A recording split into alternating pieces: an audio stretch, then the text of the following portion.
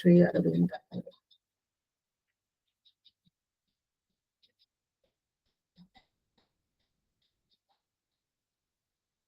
அன்னையின் அன்பு குழந்தைகள் அனைவருக்கும் என் அன்பான வணக்கங்கள். ஆரோவிலிருந்து இன்னைக்கு ஒரு 2 அனௌன்ஸ்மெண்ட். ஒண்ணு என்னன்னாக்கா, மகளிர் தினத்தை ஒட்டி மார்ச் 8ஆம் தேதி அன்று ஸ்ரீ அரவிந்தோ சொசைட்டில இருந்து ஒரு பிரசன்டேஷன் கொடுக்கும்படி கேட்டாங்க இல்லையா. அதாவது 6ஆம் தேதி நைட்டு தான் சொன்னாங்க. 7ஆம் தேதி நடுவில் ஒரு நாள் தான் இருக்கு. 8ஆம் தேதி காலையில பிரசன்டேஷன் கொடுக்கணும். ஸோ ஒரு 24 hours டைம் இருந்தது. அதனுடைய தலைப்பு என்ன அப்படின்னு சொன்னாக்கா,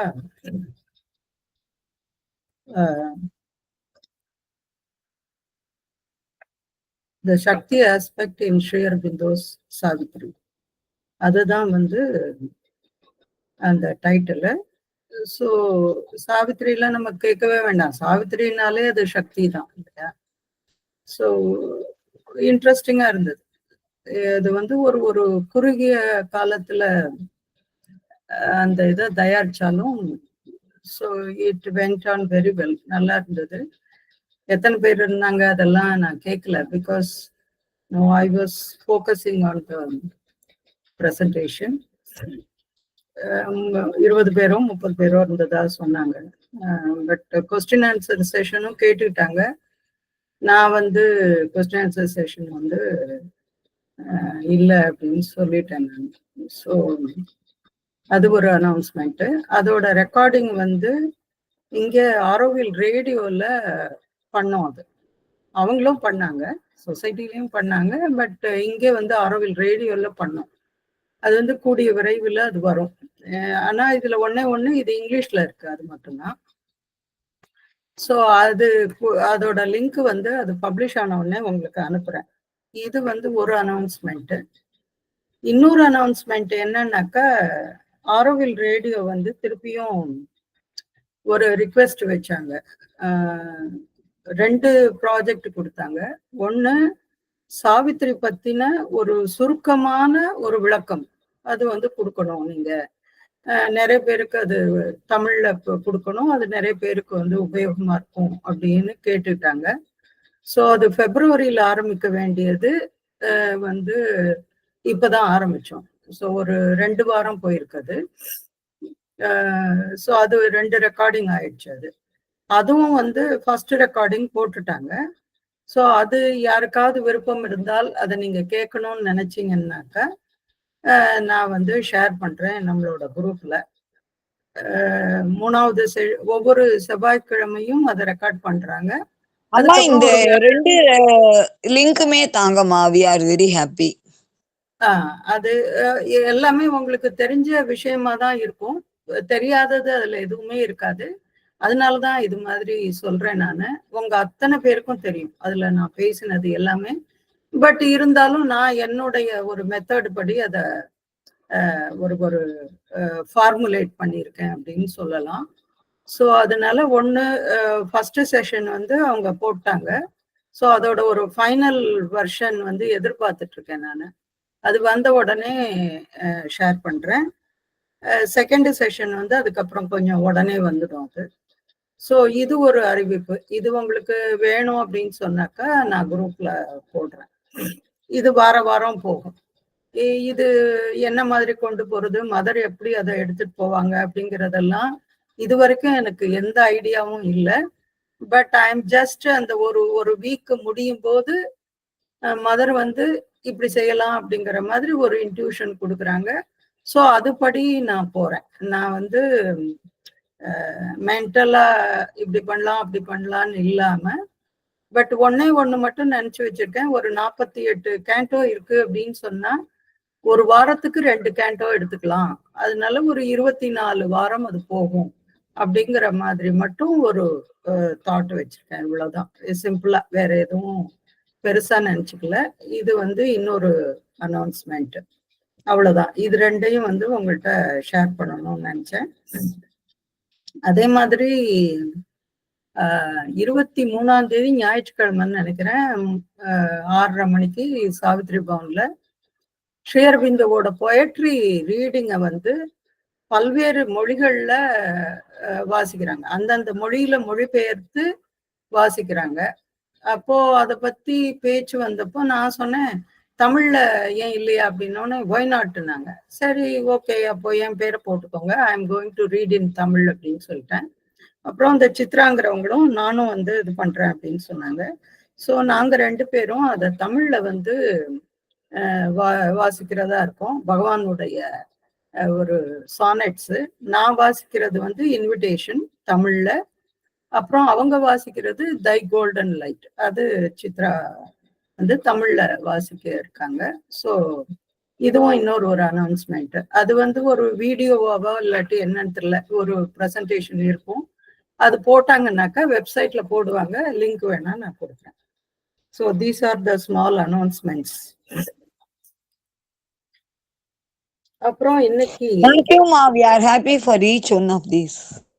ஆமா, இது வந்து சில விஷயங்கள்.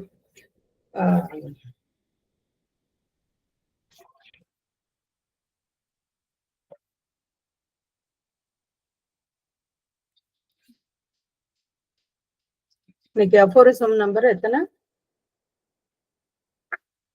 58. சரி, யாராவது வாசிக்கிறீங்களா? நான் வாசிக்கவா? வாசிக்கணும். ஃபர்ஸ்ட் பேரா அஃபோரிசமும் ஃபர்ஸ்ட் பேரா வாசிக்கணும்.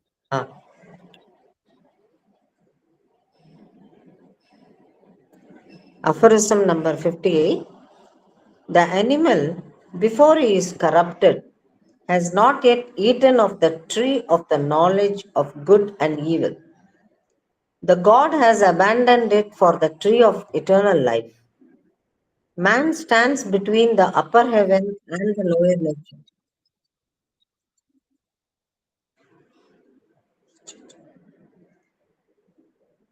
Man stands between the upper heaven and the lower nature. Is it true that there was an earthly paradise? Why was man driven out of it? From the historical point of view, I am not speaking from the psychological but from the historical point of view. If I base myself on my memories, only I cannot prove it. Nothing can be proved, and I do not think there is any truly historical proof, that is to say, one which has been preserved, or at any rate, none has yet been found. But according to what I remember, there was certainly a moment in Earth's history when there existed a kind of earthly paradise, in the sense that it was a perfectly harmonious and natural life. That is to say, the manifestation of the mind was still in complete accord with the ascending march of nature and totally harmonious, without perversion or distortion. This was the first stage of mind's manifestation in material forms. தமிழ்ல யாராவது வாசிக்கிறீங்களா? வாசிக்கட்டுமாமா? வாசிங்கம்மா. 58. அதன் தூய்மை கெடாத நிலையில் விலங்கானது இன்னும் நன்மை தீமை அறியும் மரத்தின் கனியை புசிக்கவில்லை. தேவன் நித்திய ஜீவனை தரும் மரத்திற்காக அதை விட்டுவிட்டான். மனிதனோ மேலே உள்ள விண்ணுலகிற்கும் கீழ் இயற்கைக்கும் இடையே நிற்கின்றான். பூலோக ஸ்வர்க்கம் ஒன்று இருந்தது உண்மையா? மனிதன் ஏன் அதிலிருந்து விரட்டப்பட்டான்? வரலாற்று நோக்கிலிருந்து நான் இப்பொழுது உளவியல் நோக்கிலிருந்து பேசவில்லை, வரலாற்று நோக்கிலிருந்தே பேசுகிறேன். என்னுடைய நினைவின் அடிப்படையில் பேசுவதென்றால், ஆனால் என்னால் அதை நிரூபிக்க முடியாது, எதையும் நிரூபிக்க முடியாது. உண்மையான வரலாற்று நிரூபணம் இருக்கிறது என்று நான் நினைக்கவில்லை. அதாவது அப்படி ஒரு நிரூபணம் பாதுகாத்து வைக்கப்படவில்லை, அல்லது இதுவரை அப்படி ஒரு நிரூபணம் கிடைக்கவில்லை என்றாவது சொல்லலாம். ஆனால் என்னுடைய நினைவுப்படி புவி வரலாற்றில் பூலோக ஸ்வர்க்க காலம் ஒன்று இருக்கவே செய்தது. அதாவது இந்த அர்த்தத்தில் அப்பொழுது வாழ்வு பூரண இசைவுடன் கூடிய இயற்கையான வாழ்வாக இருந்தது. அதாவது மனத்தின் தோற்றம் இன்னும் இயற்கையின் மேல்நோக்கிய இயக்கத்துடன் முழு இசைவுடன் இருந்தது. எந்த கோணலும் வக்கிரமும் இருக்கவில்லை. இதுவே சட வடிவங்களில் மனத்தினுடைய வெளிப்பாட்டின் முதல் கட்டம் ஆகும். நன்றி. இது யாருக்காவது எந்த அளவுக்கு புரிஞ்சது சொல்ல முடியுமா?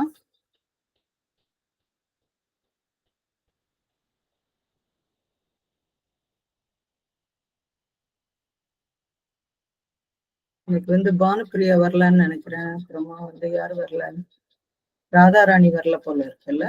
நிறைய பீப்புள் இன்னைக்கு வரல, 10 பேர் தான் இருக்காங்கல்ல. ஆமாமா. என்ன காரணம்? காரடையா இருந்தவங்க? அது தெரியலமா. பானுப்பிரியாக்கு இன்னைக்கு பர்த்டே. அவங்க என்ன ஆசிரமம் இருக்காங்களா, எங்க போனாங்கன்னு தெரியல. Okay okay, very good. Okay, yeah, சரி. இந்த 58வது அபோரிசம், இது பகவான் என்ன சொல்றாரு? யாருக்காவது இது தெரியுதா? அம்மா அவர் எதை ரெஃபர் பண்றாங்க அப்படிங்கிறது கொஞ்சம் புரியுது. ஆனா அதுல இருந்து வாட் ஆர் வி டு லேர்ன்ங்கிறது இன்னும் தான் வரணுமா, அவ்வளவு புரியல. இதுல என்னன்னாக்கா, கரெக்ட் நீங்க சொல்றது. அதாவது மதர் கொஞ்சம் ஒரு சாதாரண லெவல்ல முதல்ல பேசுறாங்க, அப்புறமா டீப்பரா பேசுறாங்க இந்த அபோரிசம்ல. ஆனா பகவான் என்ன சொல்றாரு அப்படின்னு சொன்னா, ஒரு விலங்கை எடுத்துட்டோம் அப்படின்னு சொன்னாக்க அதுக்கு என்ன தேவையோ அது அதை செய்யும். அது நல்லது. ஏற்கனவே போன அபோரிசம்ல பார்த்ததுதான். ஒரு புலியை வச்சு சொன்னாரு, டைகரை மென்ஷன் பண்ணி இத சொன்னாரு. இப்போ அது அதனோட இயல்பு நிலை என்னவோ அதன்படியே அது இருக்கு. அது எந்த வகையிலையும் இது நல்லது இது கெட்டது அப்படின்னு எல்லாம் அது கரப்ட் ஆகல, எந்த விதத்திலையும் அதை பாதிக்கல.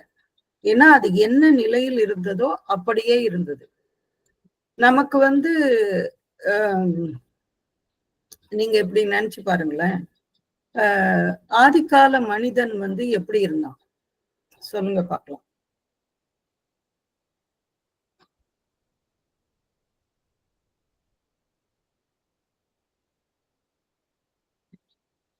ஆதிகால மனிதன் எப்படி இருந்தான்? விலங்கு மாதிரி இருந்தான். கற்கால மனிதன் எப்படி இருந்தான் அப்படின்னு சொன்னாக்க, ஒரு விலங்குகள் எப்படி இருந்தனவோ அப்படியே இருந்தான். ஆனா அது ஒரு இயல்பு ஒரு மாறாது இருந்தது. ஏன்னா அவன் நல்லது கெட்டது இதெல்லாம் எதுவுமே அவன் பார்க்கல. அப்கோர்ஸ் அந்த மனம் வளர்ச்சி அடையல. எப்போ மனம் வளர்ச்சி அடைந்தது அப்படின்னு நம்ம எடுத்துக்கணும் அப்படின்னு சொன்னாக்கா, இது நல்லது இது கெட்டது அப்படின்னு வரும்போது நமக்கு அந்த மனம் அப்படிங்கிறது வந்துடுச்சு. இது அழகு, இது அசிங்கம், இது துன்பம், இது இன்பம், இப்படியெல்லாம் வரும் பொழுது. ஆனா இப்ப கூட நீங்க சில ஆதிவாசிகளை பார்க்கலாம். அதாவது மலைவாழ் மக்களை நீங்க பார்க்கலாம். அவங்க அந்த மலையை விட்டு இறங்கி வரமாட்டாங்க. அதுல நம்மளை பொறுத்த வரைக்கும் நிறைய அபாயங்கள் இருக்கும். நம்ம நினைச்சுக்குவோம் இது எப்படிடா அவங்க கீழே வருவாங்க, எதை வாங்குவாங்க, நமக்கு உடனே தோணும். ஏதாவது உடம்புக்கு வந்துச்சுன்னா எப்படி ஹாஸ்பிட்டல் போவாங்க, இதெல்லாம் நமக்கு தோணும்.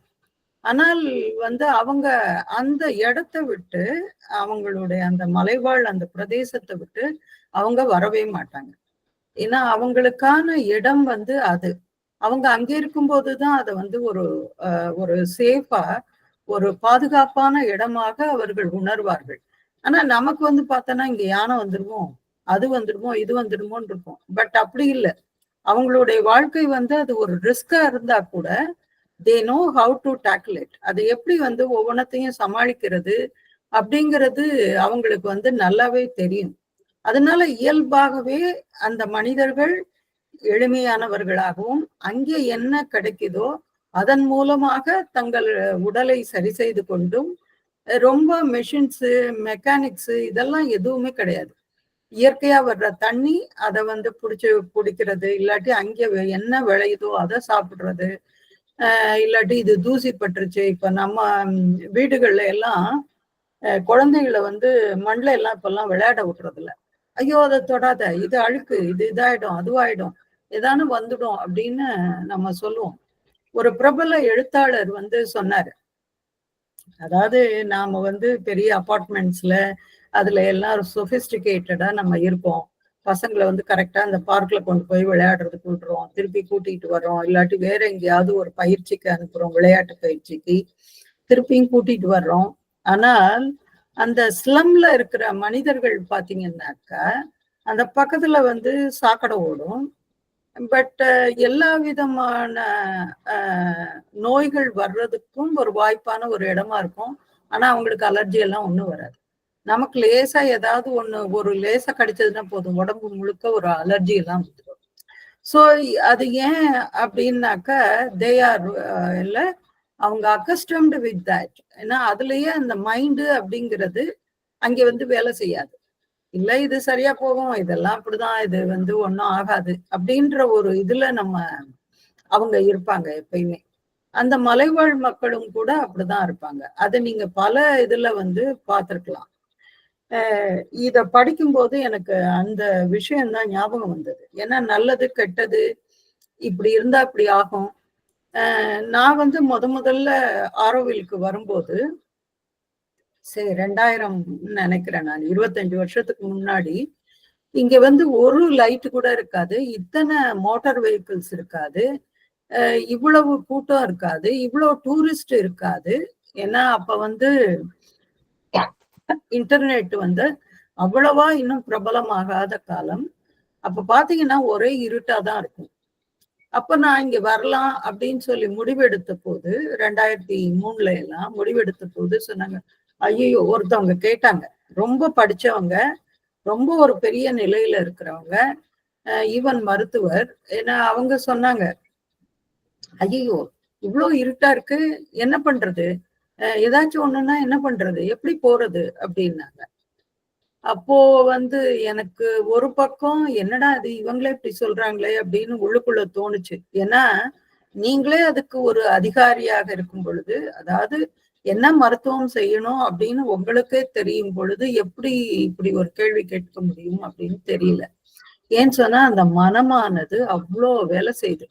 இங்க இருந்தா என்ன பண்ணுவ, திடீர்னு ஏதாச்சும் ஆச்சுன்னா என்ன பண்ணுவ அப்படிங்கிற மாதிரி அந்த மனம் வந்து செயல்பட்டு கொண்டே இருக்கிறது. அததான் இங்க வந்து ஸ்ரீ அரபிந்தோ சொல்றாரு. அந்த விலங்கு அதனுடைய இயல்பு நிலையிலேயே அந்த ட்ரீ ஆஃப் விஸ்டம், அந்த ஞானத்தின் அந்த மரத்தின் கனியை அதை இன்னும் புசிக்கவில்லை, அது சாப்பிட்டு பார்க்கல. அதனாலதான் அதுக்கு வந்து நல்லது கெட்டது அப்படின்னு அது இல்லாம தன்னுடைய இயல்பு நிலையிலேயே அது இருக்கிறது. மனிதர்களும் இப்படி இருந்தார்கள். ஒரு காலத்துல மனிதர்களும் இருந்தார்கள், இப்பொழுதும் சிலர் இருக்காங்க. ஒரு ரீசெண்டா ஒரு இன்ட்ரெஸ்டான தகவல் சொல்லலாம் அப்படின்னு சொன்னாக்கா, ஒருத்தர் வந்து இது மாதிரி மலைவாழ் மக்களுடைய ஒரு அவங்களுடைய வாழ்க்கை எப்படி இருக்கு, ஏன்னா இப்பதான் மீடியா ரொம்ப வளர்ந்து போச்சு இல்ல, உடனே அவங்க இவ்வளவு கஷ்டப்படுறாங்க அவ்வளவு, அதெல்லாம் நம்மளுடைய பார்வை இல்லையா. அவர் வந்து எவ்வளவு தூரமோ கடந்து போய் நடந்து போய் மலை ஏறி எல்லாம் செஞ்சு அந்த ஒரு கொஞ்சம் ஃபேமிலிஸ் வந்து மலை மேல இருக்காங்க, அங்க போய் இவர் பார்க்க போறாரு. பார்க்க போகும்போது என்ன ஆச்சு அப்படின்னு சொன்னாக்கா, அவர்களுடைய வீடெல்லாம் குடிசை வீடு. அப்போ வந்து அந்த நம்மள மாதிரி உயரமான அந்த நிலை கதவுகள் இருக்காது. இவருக்கு குனிஞ்சு போற அந்த கான்சியஸ்னஸ் இல்லாம என்ன பண்ணிட்டாரு, அந்த மரத்துல போய் டக்குன்னு இடிச்சிட்டாரு அந்த வாசல்ல. அப்போ இடிச்ச உடனே அவருக்கு வந்து நல்லா உச்சந்தலையில அடிச்சிட்டாரு, ரத்தம் வந்துடுச்சு. அவர் அப்படியே அன்கான்சியஸ் ஆகி கீழே விழுந்துட்டார் தலையில அடிபட்டதுனால.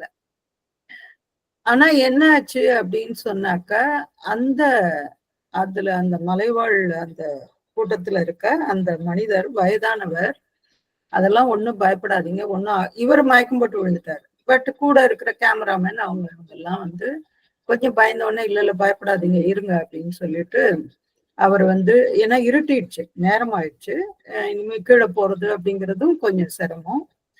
அதனால பக்கத்துல எங்கேயோ இருந்து ஒரு மூலிகையை கொண்டு வந்தார். அத வந்து அந்த தலையில புழிஞ்சு விட்டாரு. அதுக்கப்புறம் வந்து என்னாச்சு அப்படின்னு சொன்னா, அடுத்த நாள் காலையில அவரு ஃப்ரெஷ்ஷா பழையபடி ஆயிட்டாரு. இத வந்து அவரே சொல்றாரு. நான் பழையபடி ஆயிட்டேன். ஆனாலும் நம்ம வந்து ஹாஸ்பிட்டல்ல போய் ஒரு டாக்டர் வந்து சொன்னாதான் நம்ம நம்புவோம் இல்லையா? நான் பழையபடி ஆயிட்டேன் கம்ப்ளீட்டா. அப்புறம் சென்னைக்கு வந்தேன், ரிட்டர்ன் வந்தேன். வந்துட்டு நேரா போய் ஒரு டாக்டர பார்த்தேன். ஆக்சுவலாவே அது சரியாயிடுச்சா? எனக்கு நம்ப முடியல. அந்த காயம் வந்து தலையில இருந்த லேசா அந்த காயம். இங்க என்ன டாக்டர்ஸ் என்ன பண்ணுவாங்க, உடனே ஒரு எக்ஸ்ரே இது எடுப்பாங்க, ஸ்கேன் எடுப்பாங்க, அது எடுப்பாங்க, எதான கிளாட் ஆயிருக்கான்னு பார்ப்பாங்க. அஃப்கோர்ஸ் அது வந்து அவங்களோட மெத்தடு, அது கரெக்ட் தான்.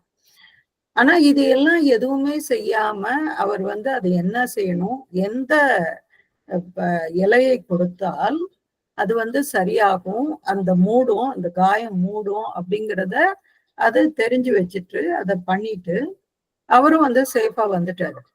இங்க போய் டாக்டர்கிட்ட காமிச்சேனாக்கா, ஒண்ணுமே இல்லையாப்பா, நீ என்னத்தை கொண்டு வந்து காட்டுற அப்படின்னு அவர் கேட்டிருக்காரு.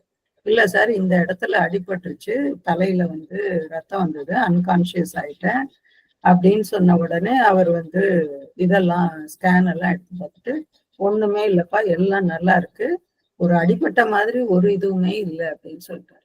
அப்போ அந்த இயற்கையான அறிவு, இயற்கையோடு ஒன்றிய அந்த ஞானம், அதை எல்லாத்தையும் மனிதர்களாகிய நாமும் கூட தொலைத்து விட்டோம் அப்படின்னு பின்னாடி வந்து அன்னை அதை சொல்றாங்க.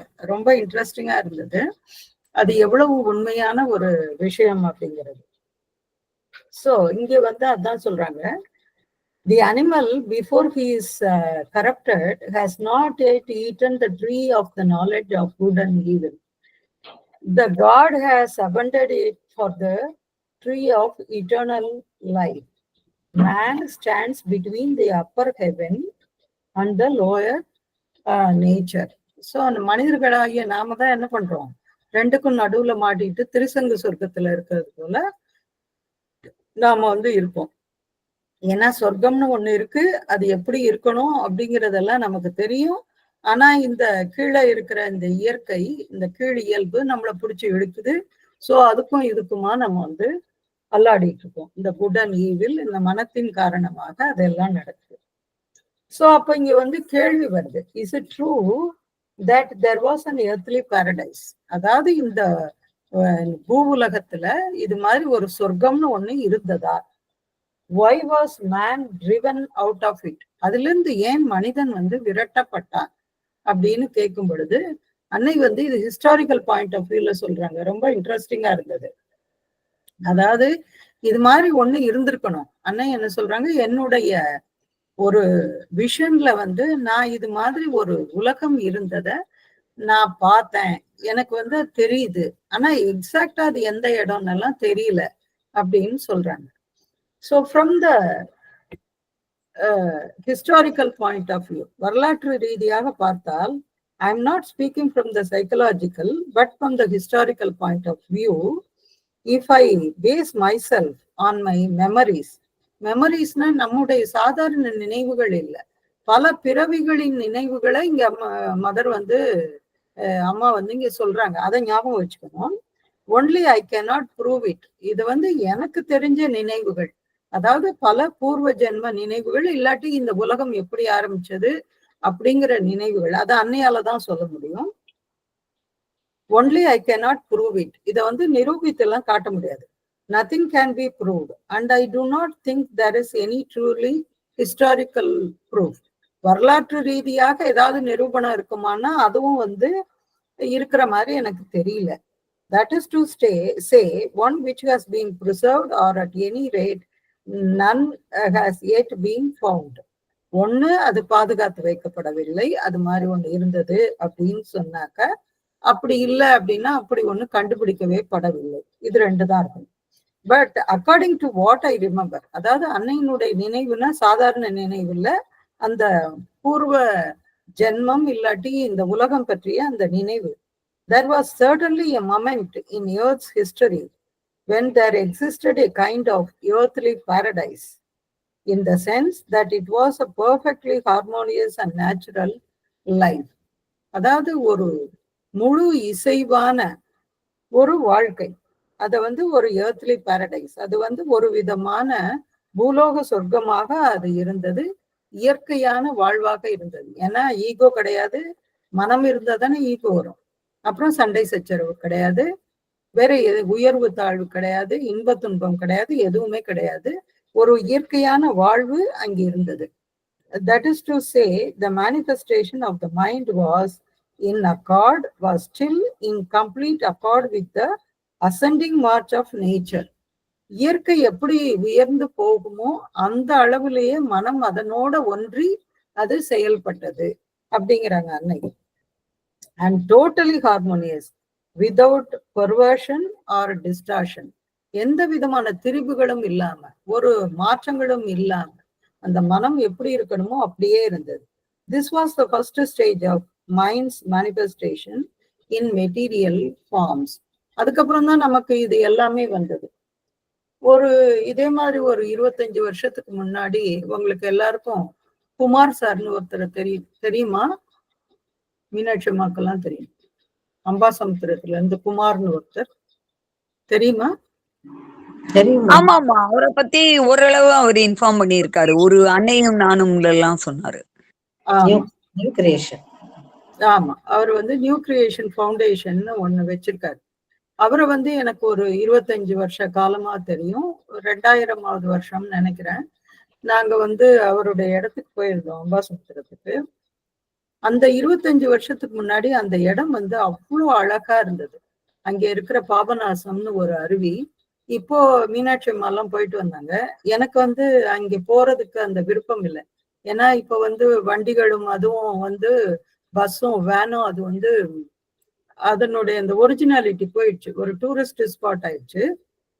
அப்ப அங்க போகும்போது கூட்டமே இல்லை. நாங்க நடந்தே போனோம். அப்புறம் வந்து ஒரு போட்ல எல்லாம் கூட்டிட்டு போனாரு அந்த குமார் சாரு. இது மாதிரி வந்து பல இடங்களை பார்த்தோம். அப்புறம் அங்க இன்னும் ஒரு பாபநாசம் தாண்டி இன்னும் ஒரு அகஸ்தியர் ஃபால்ஸ்னு ஒண்ணு இருக்குது. அங்கே வந்து ஒரு அருவி இருந்தது. இதை நான் சொல்றேன் அப்படின்னு சொன்னா, நாங்கள் பார்த்த ஒரு காட்சியை வந்து உங்களுக்கு சொல்றதுக்காக சொல்றேன். அந்த அருவி, அந்த அகஸ்தியர் ஃபால்ஸ் கொட்டுற இடத்துக்கு மேல இந்த மலைவாழ் மக்கள் வந்து குடியிருக்காங்க. இப்ப சாதாரண மனிதர்களுக்கு அங்கே போவதற்கான அனுமதி இல்லை. ஏன்னு சொன்னா, அந்த அருவி ஒரு பக்கம் கொட்டுது, பக்கத்துல வந்து ஒரு செயின் மாதிரியோ இல்லாட்டி ஒரு கம்பி வளையம் மாதிரியோ ஏதோ போட்டிருக்காங்க. அதை பிடிச்சிட்டு அந்த மலைவாழ் மக்கள் வந்து சரசரன் மேல ஏறுறாங்க. வெறுமனை ஏறல, தலையில வந்து ஒரு 5 கிலோ 10 கிலோ அரிசி இல்லாட்டி வாட்டவர் அது மாதிரி எல்லாத்தையும் அந்த தலை சுமையோட ஏறுறாங்க. இதுல பெரிய ஆச்சரியம் என்னன்னா, ஒரு 5 வயசு குழந்தை அதுவும் கடகடன்னு ஏறுது. அது அப்போ நம்மளானா என்ன செய்வோம்? ஐயோ அது பயமா இருக்கு, கீழே விழுந்துடுவோமோ, இது வலிக்கிடமோ, அப்படியெல்லாம் மனசு வந்து நம்மளுக்கு ஏகப்பட்ட விஷயங்களை வந்து சொல்லும். இதை செய்யாத, இது ரிஸ்க், இதை போகாத வராதன்னு. ஆனா இது வந்து நான் நேரில் கண்ட காட்சி. ஒரு 5 வயசு பையன் சரசரன்னு ஏறி அங்க மேல போயிட்டான். அது எங்க இருந்து அந்த தண்ணி கொட்டுதோ அந்த இடத்துக்கு போயிட்டு அதுக்கப்புறம் அவங்களுடைய கிராமம் அங்க இருக்கு. அப்கோர்ஸ் அது வந்து ப்ரொஹிபிட்டட் ஏரியா, அதாவது வனத்துறையினால் பாதுகாக்கப்பட்ட இடம். இருந்தாலும் அந்த மலைவாழ் மக்களுக்காக இருக்கிற இடம். அவங்க கீழே வராங்க, வேண்டியதை வாங்குறாங்க, ஆனா வந்து அதுல ஏறி போறாங்க சரசரன். இப்போ ஒருவேளை ரோடு இருக்கான்னு எனக்கு தெரியாது. ஆனா 25 வருடங்களுக்கு முன்னால் நான் பார்த்த காட்சி அது. கடகடன்னு ஏறி போவாங்க. சோ இப்படி வந்து ஒரு மனம் அப்படின்னு ஒண்ணு டெவலப் ஆகும்போதுதான் இது மாதிரி விஷயங்கள்லாம் நமக்கு தோணும். இது நல்லது, இது கெட்டது, இது செய்யலாம், இது செய்யக்கூடாது அப்படின்னு எல்லாம் தோணும். சோ அததான் இங்க வந்து சொல்றாங்க. ஆனா அந்த பூலோக சொர்க்கம் அப்படிங்கிறது இங்க இருந்ததுதான் அப்படின்னு சொல்றாங்க.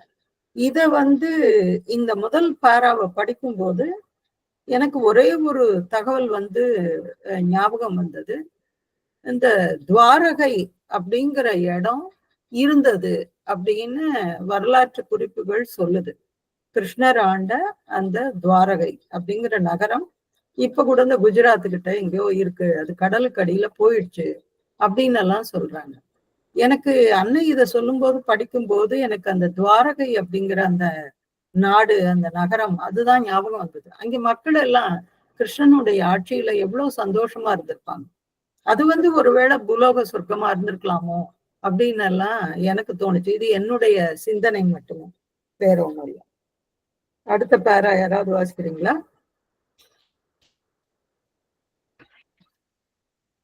வாசிக்கட்டுமா? வசந்தாமா அடுத்த பேரா வாசிங்க. Thank you, Ma. How long did it last? It is difficult to say.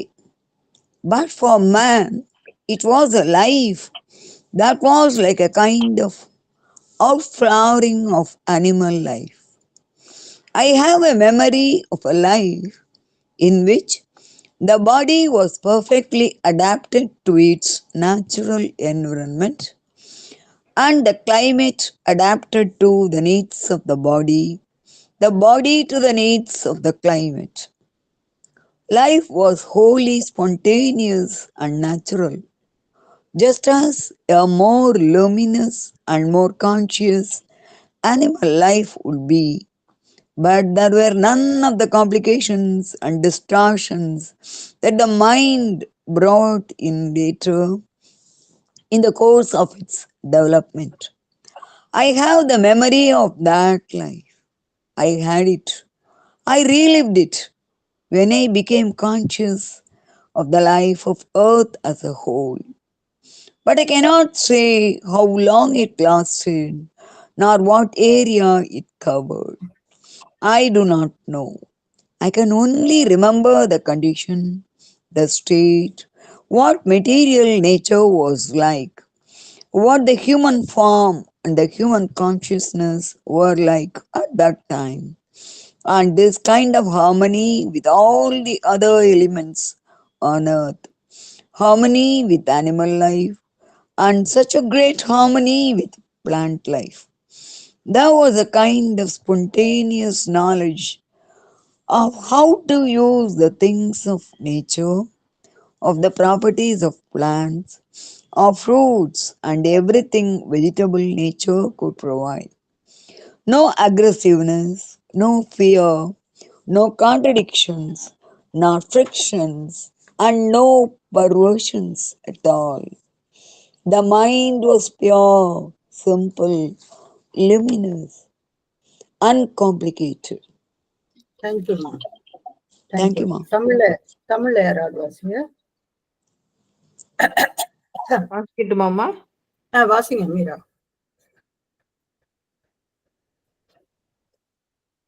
எவ்வளவு காலத்திற்கு அது நீடித்தது சொல்வது கடினம். ஆனால் மனிதனுக்கு ஒரு வகையில் விலங்கு வாழ்வின் மலர்ச்சி போன்றதுதான். உடல் பூரணமாக இயற்கை சூழலுக்கு பொருந்தியதாகவும், தட்பவெப்பநிலை உடலின் தேவைக்கு பொருந்தியதாகவும், உடல் தட்பவெப்ப நிலையின் தேவைக்கு பொருந்தியதாகவும் இருந்த ஒரு வாழ்வை பற்றிய நினைவு எனக்கு இருக்கிறது. வாழ்வு முற்றிலும் இயல்பாகவும் இயற்கையானதாகவும் இருந்தது. எப்படி அதிக ஒளியும் உணர்வும் பெற்ற விலங்கு வாழ்வு இருக்குமோ அப்படி. ஆனால் பின்னால் மனம் அதன் வளர்ச்சி போக்கில் கொண்டு வந்த சில சிக்கல்கள், வக்ரங்கள் ஒன்றும் இருக்கவில்லை. அந்த வாழ்வு பற்றிய நினைவு எனக்கு இருக்கிறது. அதன் நினைவு இருந்தது. பூமியின் வாழ்வை மொத்தமாக நான் உணர்ந்தபோது நான் அந்த வாழ்வை மீண்டும் வாழ்ந்தேன். ஆனால் அது எவ்வளவு காலம் நீடித்தது என்றோ, எந்த பிரதேசத்தில் இருந்தது என்றோ என்னால் சொல்ல முடியாது. எனக்கு தெரியவில்லை. அந்த சமயத்தில் சட இயற்கை எப்படி இருந்தது, என்ன நிலையில் இருந்தது, மனித வடிவமும் மனித உணர்வும் எப்படி இருந்தன, எப்படி பூமியில் உள்ள மற்ற அம்சங்களுடன் எல்லாம் எப்படி இசைவு பொருந்தியதாக இருந்தது என்பதை மட்டும் என்னால் நினைவுபடுத்த முடிகிறது. விலங்கு வாழ்க்கையுடன் இசைவு, தாவர வாழ்க்கையுடன் மிகச் சிறப்பான இசைவு இருந்தது. இயற்கை பொருள்களை எப்படி பயன்படுத்த வேண்டும் என்னும் இயல்பான அறிவு, செடிகளின், பழங்களின், தாவர இயற்கை தரக்கூடிய எல்லாவற்றின் குணங்களை பற்றிய இயல்பான ஒரு வகை அறிவு இருந்தது. வன்முறை இல்லை, அச்சமில்லை, எவ்வித முரண்பாடுகளும் உராய்வுகளும் இல்லை, வக்கரிப்புக்கள் இல்லை. மனம் தூயதாய், எளிமையாய், ஒளி பொருந்தியதாய், சிக்கலற்றதாய் இருந்தது. நன்றிம்மா. நன்றிம்மா. எவ்வளவு நல்லா இருக்கும்ல, இப்படி ஒரு உலகம் இருந்தது அப்படின்னு சொன்னாக்கா எவ்வளவு நல்லா இருக்கும். இதை யாராவது சொல்ல முடியுமா? இந்த பேராவை ஈஸியானது தானே. சொல்லுங்க வசந்தாமா. தேங்க்யூமா. It is very very interesting. இந்த பேரா வந்து நிறைய நம்ம கன்வே பண்ணுது. அந்த முதலில் இருந்த அந்த ஒரு கள்ளங்கபடமற்ற அல்லது மனம் வேற வேற தீய நன்மை இதெல்லாம் அதிகமாக தான் அதுல போகாம இயற்கையான இசைவு, அனிமல் கிங்டம், விலங்கினங்கள் அவற்றோடு இசைவு, தாவரங்கள் அவற்றோடு இசைவு, மொத்தமா இயற்கையோடு இசைவு, அதெல்லாம் இருக்கும் பொழுது வாழ்க்கை ஒரு ஆக்சுவலி இதை படிக்கும்போது ஆர்கேடியா, யூட்டோப்பியா அப்படின்லாம் தாமஸ் மூர் அதெல்லாம் வரும் இல்லையா, அத வந்து ஞாபகப்படுத்தினது. உண்மையான அந்த டிவைன் லைஃப்னோ ஒரு பொற்காலம்னோ சொல்லலாம். மனம் வந்து பலவிதமான வக்கரங்கள் அதெல்லாம் வந்த பிறகுதான் டிஸ்ட்ராக்ஷன்ஸ், உருக்குலைவுகள், பர்வர்ஷன்ஸ், இந்த அத்தனையும் வரும் பொழுது நம்ம வந்து எத்தனையோ வி ஆர் ஸ்பாயில்ட் ஆக்சுவலி. இது வந்து ஆனா ஏதாவது நீங்க சொல்ற அந்த இடம் மாதிரி கொஞ்சம் இடங்கள் இன்னமும் உலகத்துல சில இடங்கள்ல நிறைய இருக்க முடியுமா இருக்கும் ஒருவேளை. நம்மளுடைய அந்த நகரங்கள் அந்த மாதிரிப்பட்ட அதுக்கு அடிமையான வாழ்க்கை நரக வாழ்க்கையா இருக்கு. ஆனா இதுல வந்து தூய்மையான வாழ்க்கையினுடைய முழு வடிவம். தேங்க்யூமா. தேங்க்யூ. ஒரு அற்புதமான இடமாக இருந்திருக்கும். அண்ணன் இங்க என்ன சொல்றாங்கன்னா, அந்த கிளைமேட்டு கூட அந்த பாடி வந்து அடாப்ட் ஆயிடுச்சு அப்போ அப்படின்னு சொல்றாங்க. ஏன்னா நீங்க இந்த ரொம்ப இன்டீரியர் கிராமங்கள்ல எல்லாம் பாத்தீங்கன்னா கூரை வீடு தான் இருக்கும். யாரோ ஒருத்தர் வந்து சொன்னாரு, ஒரு அழகான வார்த்தைக்கு வெட்டி அப்படின்னு வெட்டி வேலையா செய்யற அப்படிங்கிற மாதிரி எல்லாம் ஒரு வார்த்தையை வந்து நம்ம நெகட்டிவா யூஸ் பண்றோம் அப்படின்னு அதுக்கு ஒரு பெரிய விளக்கம் சொன்னாரு. ரொம்ப ஆச்சரியமா இருந்தது. முன்னாடி காலத்துல எல்லாம் அங்க ஒரு வீடு கட்டணும் அப்படின்னு சொன்னாக்க அந்த இடத்துல தோண்டி அங்க வந்து அந்த மண்ணையே உபயோகித்து வீடை கட்டிடுவாங்க. வெறும் மண்ணு வீடா தான் இருக்கும். அது வந்து வெயில் காலத்துல குளுமையாகவும் அப்புறம் வந்து குளிர்காலத்துல ஒரு வெப்பம் தரக்கூடியதாகவும் இருக்கும். ஆனா நம்ம நினைக்கிற மாதிரி ஆமா அது நிறைய காலத்துக்கு நீடித்து இருக்காது. அப்போ கொஞ்ச நாள் ஆன உடனே சில வருடங்கள் ஆன உடனே அது கரையதான் கரையும்.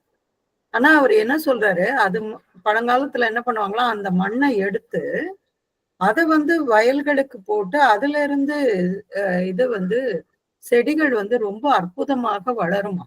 அது வந்து அவ்வளோ ஒரு என்ன சொல்றது, சத்துக்கள் நிறைந்த ஒரு ஃபர்டைல் வளம் மிக்க ஒரு மண்ணாக அது இருக்குமா. அதனாலதான் அதை வெட்டி போடுறது அப்படின்னு சொல்ற அந்த வார்த்தையை வந்து கடைசியில இது மாதிரி திரிந்து போய்விட்டது அப்படின்னு சொல்லி ஒருத்தர் சொல்லியிருந்தார். ரொம்ப அற்புதமா இருந்தது, உபயோகமா இருந்தது. எப்படியெல்லாம் நம்ம சில வார்த்தைகளை எந்த இதுவுமே இல்லாம பயன்படுத்துறோம் அப்படின்னு.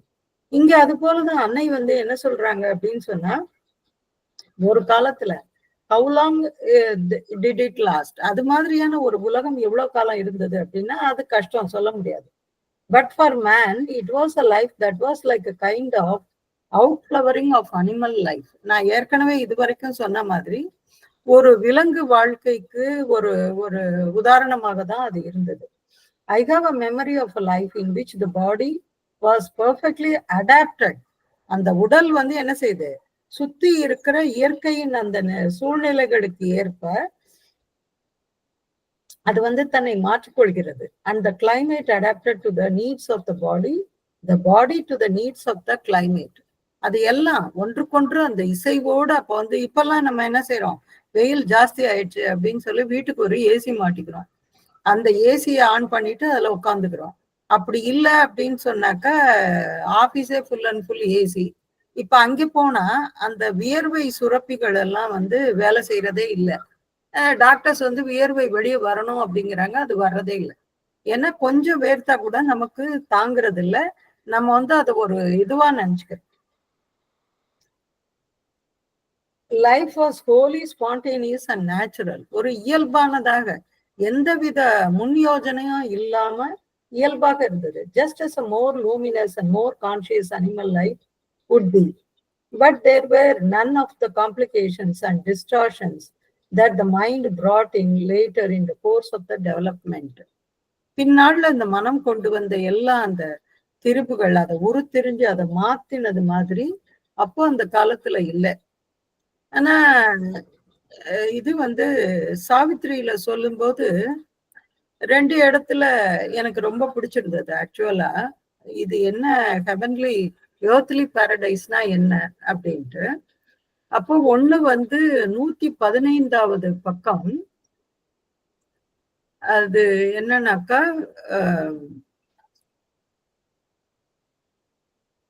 என்ன கேண்டோ சொல்ல முடியுமா?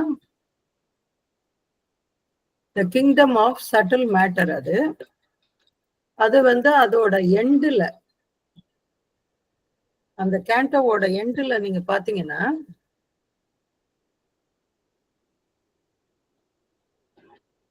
புக் இருந்தா பாருங்க. நான் படிக்கட்டுமா? நீங்க கையில வச்சிருக்கீங்களா? எஸ் எஸ், நான் 115வது பக்கத்துல இருக்கேன். அதுல லைன்ஸ் தான், அந்த பேஜை நான் அப்படியே படிக்கிறேன். கொஞ்சமா தான் இருக்கு படிச்சது. சரி. She faced no அந்த லைன் என்னமா? our spirit tires, அதுவா? அதுக்கு முன்னாடி கூட படிக்கலாம். a perfect picture in a perfect frame. அதுல இருந்து படிக்கலாம். ஏன்னா அதுதான் அந்த சாரமே இல்லையா? அது வந்து ஒரு சரியான ஒரு இதுவா இருக்கு. ஒரு பிக்சர் வந்து, ஒரு படம் வந்து சரியான ஃப்ரேம்ல எப்படி இருக்கணுமோ அப்படி இருக்கு அப்படின்னு பகவான் சொல்றாரு. அதுல இருந்து வேணா படிக்கலாம். Okay. A perfect picture in a perfect frame. This fairy artistry could not keep his will. Only a moment's fine release it gave. A careless hour was spent in a slight bliss. Our spirit tires of being's surfaces. Transcended is the splendor of the form. It turns to hidden powers and deeper states. So now he looked beyond for greater light. His soul's peak climbed, abandoning in its rear this brilliant courtyard of the house of days. He left that fine material paradise. His destiny lay beyond in larger space. Yes. Beautiful lines. Beautiful lines. And the last 3 line பாருங்க. This brilliant courtyard of the house of days. அந்த house of டேஸ்ங்கிறது capital லெட்டர்ல போட்டிருக்காரு. அங்க இருள் அப்படிங்கிறது இல்லவே இல்லை. முழுக்க முழுக்க ஒளி வெள்ளமா தான் இருக்கு.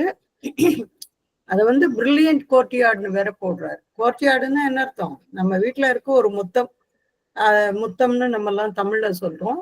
அது வந்து பிரில்லியன்ட் கோர்ட்யார்டாம். அதுவே அவ்வளவு ஒரு ஒளியோட இருக்கு. அந்த முன்வாசலே அப்படி இருக்கு. He left that fine material paradise. அந்த ஒவ்வொரு வார்த்தைகளும் பகவான் எழுதுற வார்த்தைகளை பாருங்களேன். He left that, அந்த இடத்தை விட்டு போறாரு. எப்படிப்பட்ட இடம்? ஃபைன். ஃபைன்னா என்ன? மிகவும் ஒரு என்ன சொல்றது, எந்த தவறுமே இல்லாத ஒரு இடம். Fine material Paradise. அது வந்து சாதாரண ஒரு தூல ரீதியான ஒரு ஸ்வர்க்கம் தான் அது அப்படின்னு சொல்றாரு. மெட்டீரியல் பாரடைஸ்னே சொல்றாரு. His destiny. அந்த லைன் கூட நல்லா இருக்கு. Transcended is the splendor of the form. எப்படி டிரான்செண்ட் ஆயிருந்தாங்க. அந்த லாஸ்ட் லைன் ரொம்ப அழகா இருக்கு. His destiny lay beyond in larger space. அப்ப அதை விட இன்னும் ஒரு பெரிய சொர்க்கம் எங்கேயோ இருக்கு அப்படின்னு சொல்லிட்டு அவர் இன்னும் அதையும் கடந்து போகிறார் அஸ்வபதி. சோ இந்த வரிகளை பார்க்கும் பொழுது எனக்கு அன்னை சொன்ன இந்த இது ஞாபகம் வந்தது.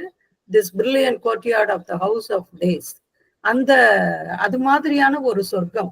He left that fine material paradise அப்படின்னு போடுறாரு. அதாவது அவர் அதை விடுத்து போறாரு. ஆனா அந்த இடத்தை விவரிக்கும் போது அதை வந்து ஃபைன் மெட்டீரியல் பாரடைஸ் அப்படிங்கிறதா அதை சொல்றாரு. இதுதான் முக்கியமா நாம பார்க்க வேண்டியது. அதே போல யாரு சொல்லுங்க வசனம்மா. தேங்க்யூம்மா. Sorry to interrupt. நீங்க ரொம்ப அழகா சொல்லிட்டு இருந்தீங்க. ஆனா எனக்கு வந்து என்னன்னா, I could not contain myself. ஆரோவிலுடைய பிகினிங்ல ஷாம்லா அம்மா சில இடங்கள்ல சொல்லியிருக்காங்க.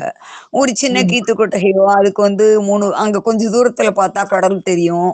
அதுல வந்து ரொம்ப பெரிய பாதுகாப்பு, பெரிய எல்லா பக்கமும் க்ளோஸ் ஆன அந்த மாரி ரூம் மாரி ஸ்ட்ரக்சர் அதெல்லாம் இருக்காது.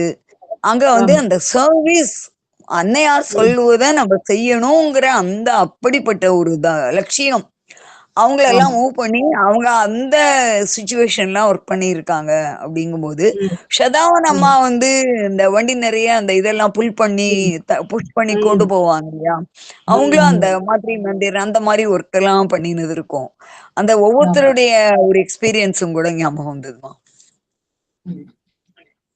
இப்ப கூட ஆரோவில் வந்து ஒரு பாரடைஸ் தான் என்னை பொறுத்த வரைக்கும்.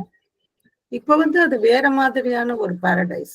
ஏன்னு சொன்னா, அதாவது கடந்த காலத்திற்கும் எதிர்காலத்திற்கும் ஒரு பாலமாக இருக்கும் அப்படின்னு சொன்னாரு. ஏன்னா பழையதையும் நாம வந்து உபயோகிக்கணும். அதுல இருக்கிற பல விஸ்டம வந்து நம்ம விட்டுறக்கூடாது. அதே சமயம் இப்ப இருக்கிற இந்த டெக்னாலஜியையும் நம்ம வந்து அதையும் யூஸ் பண்ணிக்கணும். நம்முடைய முன்னேற்றத்திற்காக அதையும் செய்யணும் அப்படின்னு மதர் வந்து அதுல எழுதி வச்சிருக்காங்க. சோ அதனால இப்ப கூட அது பாரடைஸ் தான். இப்ப கூட அந்த ஏதாச்சும் ஒரு எங்கேயாவது ஒரு ஃபார்ம்ல போய் ஏதாவது கொஞ்ச நேரம் ஒரு வேலை செஞ்சோம் அப்படின்னு சொன்னாக்க as if you are no you will feel enlightened. என்னை பொறுத்த வரைக்கும் அப்படிதான். முதல் 3 மாசம் வந்து நான் மாத்திரை மாதிரி கார்டன்ஸ்ல தான் வேலை செஞ்சேன். களை எடுக்கிறது இந்த வேலை தான் செஞ்சுட்டு இருந்தேன். But it gave such a pleasure. அது மாதிரியான ஒரு சந்தோஷத்தை அது கொடுத்தது. அப்பெல்லாம் பெருசா கார்டன்லாம் ஒண்ணுமே கிடையாது. இப்பதானே வந்தது. 10 வருஷத்துக்கு அப்புறம் தான் கொஞ்சம் கொஞ்சமா டெவலப் பண்ணாங்க. சும்மா அந்த ஆலமரத்தை சுத்தி 2 கார்டன் இருக்கும். அதை வந்து மெயின்டைன் பண்ணிட்டு இருப்பாங்க. அது மாதிரிதான் இருந்தது. ஆனா அப்பயுமே அது சொர்க்கம் தான். இப்பயும் அது சொர்க்கம் தான். ஆனா அப்போ இருந்தது ஒரு எளிமையான வாழ்க்கை. இது அதுன்னு கிடையாது. ஆனா இப்ப கூட வெளி உலகத்தோட ஒரு கம்பேர் பண்ணும்போது இப்பவும் இது எளிமையான வாழ்க்கை தான். எளிமையான ஒரு இதுதான். ஆனா அதே சமயம் ஆரோக்கியமான மதர் சொன்ன இந்த இயற்கையோட இயைந்த ஒரு சில ஆஸ்பெக்ட்ல அந்த வாழ்வும் இங்க இருக்குதான் இப்பயும் கூட. சொல்லுங்க ராஜஸ்ரீ. மேம், ஐம் ஒண்டரிங், அந்த மனம் இசைவா வாழ்ந்தாங்கன்னு சொல்றாங்க இல்லையா? இப்போ வந்து நம்மளால ஏன் இப்படி இருக்க முடியல? ஏன்னா நம்மளுக்கு ஈவன் அந்த காலத்துல கூட வந்து அந்த சூழ்நிலைக்கு ஏற்ற சேலஞ்சஸ் இருந்திருக்கும். சோ அதெல்லாம் கிராஸ் பண்ணிதான் அந்த மன இசைவுன்றது வந்திருக்கும். சோ அந்தந்த காலகட்டத்துக்கு ஏத்த மாதிரிதான் வந்து நம்ம வந்து நம்மள ஆர்கெஸ்ட்ரேட் பண்ணணும்னு சொல்லுவாங்க. So I'm wondering what is to be done right now to change that. நம்மளுக்குள்ளவே ஒரு ஹார்மனி கொண்டு வர்றதுக்கு, மத்தவங்களோட ஹார்மோனியஸா இன்டராக்ட் பண்றதுக்கு. So what is that one must really focus to get there? இல்ல, நீங்க வந்து மனசால ரொம்ப திங்க் பண்ண ஆரம்பிக்கிறீங்க. அந்த மனதினுடைய இயல்பான ஒரு தூய்மை தன்மையும் அந்த பியூரிட்டி சொல்லுவோம்ல, அது பியூரிட்டி அண்ட் ஸ்பான்டேனிட்டி இது ரெண்டும் இப்ப போயிடுச்சு. இப்ப என்ன செய்யறோம்? மெனக்கட்டு நம்மள வந்து நல்லவனா காட்டிக்கணும், இல்ல நம்மளால இருக்க முடியும்னு காட்டிக்கணும், இப்படியெல்லாம் வந்து திங்க் பண்ணி நம்ம வந்து பண்ண ஆரம்பிக்கிறோம். இல்லாட்டி ஏதாவது ஒரு வார்த்தை பேசணும் அப்படின்னு சொன்னா இது சரியா பேசுறோமா, தப்பா பேசுறோமா, இவங்க இத வந்து ரைட்டா எடுத்துப்பாங்களா, தப்பா எடுத்துப்பாங்களா, இப்படியெல்லாம் வந்து நமக்கு பலவிதமான சிந்தனைகள் வருது. ஏன்னா இப்ப இருக்கிற உணர்வு நிலைகளும் அப்படி போயிடுச்சு. முன்னாடி எல்லாம் அந்த இவங்க இப்பதான் வசந்தா அம்மா ஒரு நல்ல வார்த்தை சொன்னாங்க, கள்ளங்கபடம் இல்லாத அப்படின்னு சொன்னாங்க. அந்த கள்ளம் கபடம் இல்லாத அந்த இது வந்து காணாம போயிடுச்சு. இப்ப போனான்னாக்கா நீங்க ஒரு ஹோட்டலுக்கு உதாரணமா போனீங்க அப்படின்னு சொன்னா, நான் இப்ப வந்து 60+. இப்போ நான் என்னோட குழந்தை பருவத்துல ஹோட்டலுக்கு போறது அப்படிங்கிறது என்ன சொல்றது, ஒரு மோசமான செயல். கரெக்டா? மோசமான செயல். அப்பெல்லாம் ஹோட்டலுக்கா, அங்க போய் வாங்கிட்டு வர்றியா, இப்படி கேட்பாங்க. ஆனா இப்பெல்லாம் ரொம்ப ஈஸி. ஸ்விக்கியும் ஜொமேட்டோவும் கூப்பிட்டு வீட்டுக்கு கொண்டு வந்து இதை கொடு அதை கொடு அப்படின்னு சொல்லிட்டு மொத்த குடும்பமும் உட்காந்து இப்ப சாப்பிடுறோம். ஏன்னா அந்த அளவுக்கு அது போயிடுச்சு வேற. அப்புறம் அதே மாதிரி எங்கேயாவது போனோம் அப்படின்னு சொன்னாக்க இந்த அது என்னது டிஷ்யூ பேப்பர் வச்சுக்கிறது, அப்படி இல்லைன்னா சானிடைசர் வச்சுட்டு கைய வந்து தொடச்சுக்கிறது, இதெல்லாம் அவங்கள்ட்ட இருக்கு. ஆனா Like நம்ம more of online presence ஆயிடுச்சு இப்போ. ஆன்லைன் அண்ட் சோசியல் இல்ல எல்லாமே அத்தனையும் இப்ப நீங்க போனீங்கன்னா ஒரு தடவை வந்து என் பையன் கூட தான் போனேன். அம்மா டிஷ்யூ பேப்பர் யூஸ் பண்ணுமா அப்படின்னு சொல்றான். ஏன்னு சொன்னா சுத்தி இருக்கிறவங்க என்ன நினைச்சுக்குவாங்கன்னு. வாட் இஸ் தேர் நான் சொல்றேன். ஏன் இது வரைக்கும் நம்ம கையால தானே சாப்பிட்டோம். ஒரு ஸ்பூன் அப்படின்னு சொன்னாக்கா அதையும் என் கையால தானே எடுக்கணும். ஸ்பூனு நேரம் வந்து கொட்டுமா என்ன நம்ம வாய்க்குள்ள, யூனோ. இதெல்லாம் வந்து நம்ம இப்படி எல்லாம் பார்க்க ஆரம்பிச்சிட்டோம். மத்தவங்க என்ன நினைப்பாங்க, சுத்தி இருக்கிறவங்க என்ன இது பண்ணுவாங்க. But I don't mind. எங்க போனாலும் நான் கையால சாப்பிடுறதுதான் நான் விரும்புறேன். ஐ don't want to use the என்ன ஃபோர்க்கோ இல்லாட்டி இதுவோ இதெல்லாம் யூஸ் பண்றது எனக்கு இப்பயும் விருப்பம் இருக்கிறது இல்லை. ஸ்பூனோ இல்லாட்டி நைஃபோ I don't want to use it. Why? நமக்கு தான் இத்தனை விரல் இருக்கு, ஒரு 5 விரல் இருக்கு, அப்புறம் அது போதாதான் என்ன? மீனாட்சியம்மா ஏதோ கை தூக்கினாங்க. ஒண்ணும் இல்லம்மா, இப்பத்திய பெண்கள், நாகரிக பெண்கள், நவீன பெண்கள் வந்து குடும்பங்கள்ல குழந்தைங்களை வந்து பெரியவங்க, அதாவது அவங்க உள்பட சொல்லிக்கிறாங்க, யாருமே வந்து குழந்தைய கொஞ்ச கூடாது, தூக்கி எடுத்து முத்தம் கொடுக்க கூடாது, இன்ஃபெக்ஷன் ஆயிரும். அந்த அளவுக்கு உறவுகளை கூட பிரிக்கக்கூடிய அளவுக்கு அவங்க ரொம்ப ஹைஜீனிக்கா இருக்கிறதா அவங்க நினைக்கிறாங்க. இது மாதிரி பலவிதமான இதெல்லாம் மனதின் நிலைப்பாடு தானே. ஐயோ தொடக்கூடாது, ஐயோ அவங்க கைய வைக்க கூடாது, என்ன போச்சு இப்போ இல்ல. So that is not the way. இப்படிதான் அந்த மனதினுடைய அந்த செயல்பாடுகள் வந்து இங்க இருக்கு. அததான் வந்து மதர் முன்னாடியே சொல்லிட்டாங்க. இதெல்லாம் எப்படி அந்த கிளைமேட்டோட நாம எப்படி இதெல்லாம் ஒரு ஒத்து நாம வாழ்ந்தோம் அப்படிங்கிறத சொல்றாங்க. So I have the memory of that life. Mother என்ன சொல்றாங்க, இது மாதிரியான ஒரு வாழ்க்கையின் நினைவு எனக்கு இருக்கு. I had it. I relived it. நான் அதுல மீண்டு போய் வாழ்ந்தேன். When I became conscious of the life of the earth as a whole, but I cannot say how long it lasted nor what area it covered. எந்த இடத்துல அது இருந்தது அப்படின்னு எல்லாம் வந்து எனக்கு சொல்ல தெரியல. ஆனா அப்படி ஒரு இடம் இங்க இருந்தது அப்படின்னு அன்னை வந்து சொல்றாங்க. எனக்கு இதை படிக்கும்போது சாவித்திரியோட இன்னொரு இது ஞாபகம் வந்தது. புக் இருந்தா நீங்க எடுத்துக்கலாம். 520வது பக்கம் த 3 மடோனாஸ், சாவித்திரியோட இன்னர் ஜேர்னில புக் ஆஃப் யோகால வருது. அது த ட்ரிபிள் சோல் ஃபோர்ஸஸ்ல. அதுல இந்த மடோனா ஆஃப் லைட் அதுல வந்து ஒரு சின்ன ஒரு குறிப்பு கிடைச்ச மாதிரி இருந்தது. Madonna of light, mother of joy, இது வந்து சாவித்திரி சொல்ற பதில். And peace, thou art a portion of myself, put forth to raise the spirit to its forgotten heights and wake the soul by touches of the heavens. Because thou art, the soul draws near to God.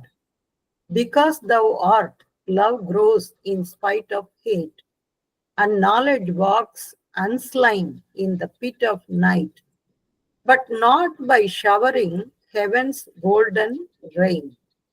Upon the intellect's hard and rocky soil can the tree of paradise flower on earthly ground, and the bird of paradise sit upon life's boughs, and the winds of paradise visit mortal air.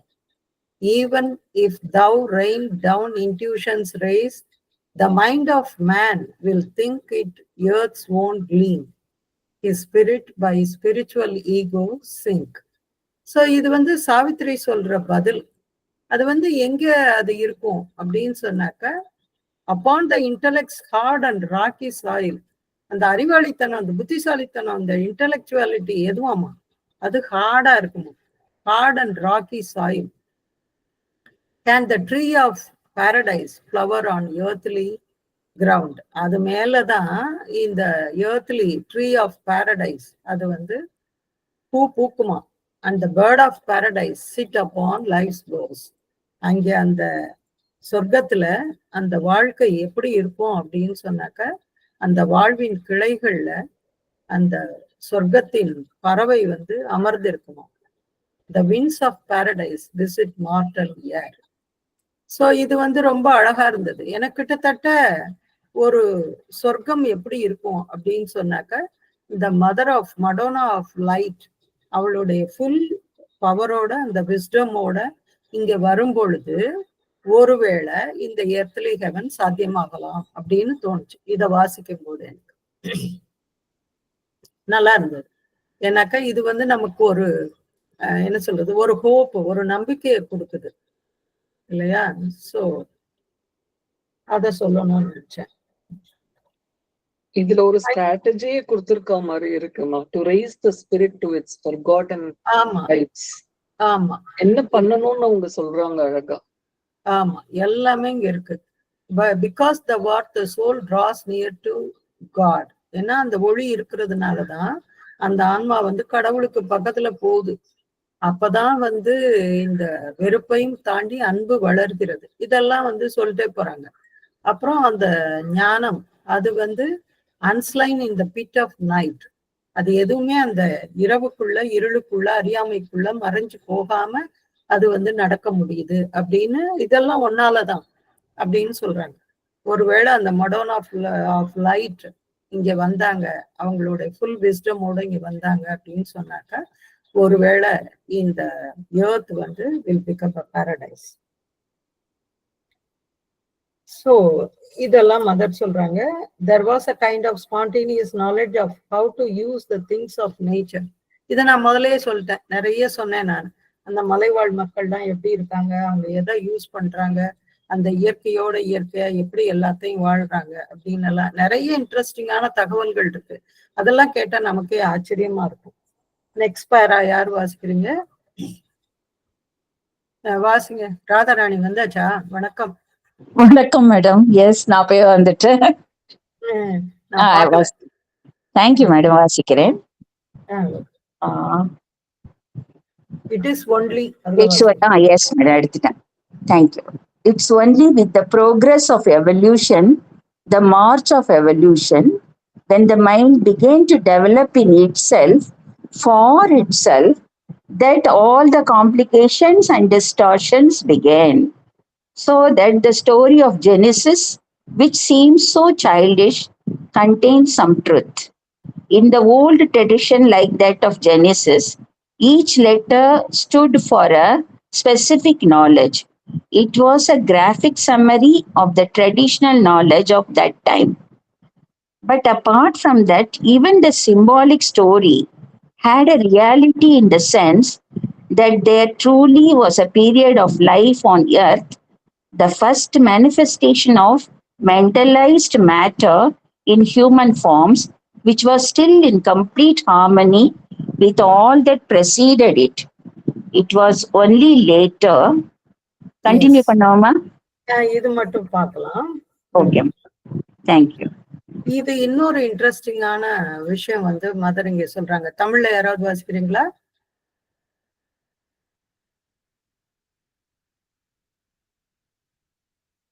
தமிழ்ல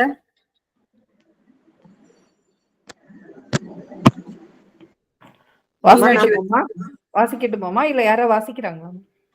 மீரா வாசிங்க தமிழ்ல. ஓகேமா.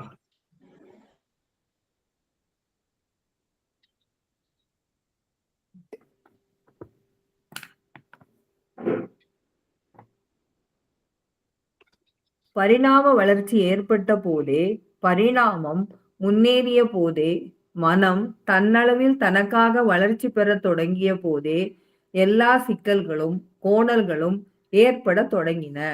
ஆகவே பைபிளில் ஆதி ஆகமத்தில் சொல்லப்பட்டுள்ள கதை குழந்தைத்தனமாக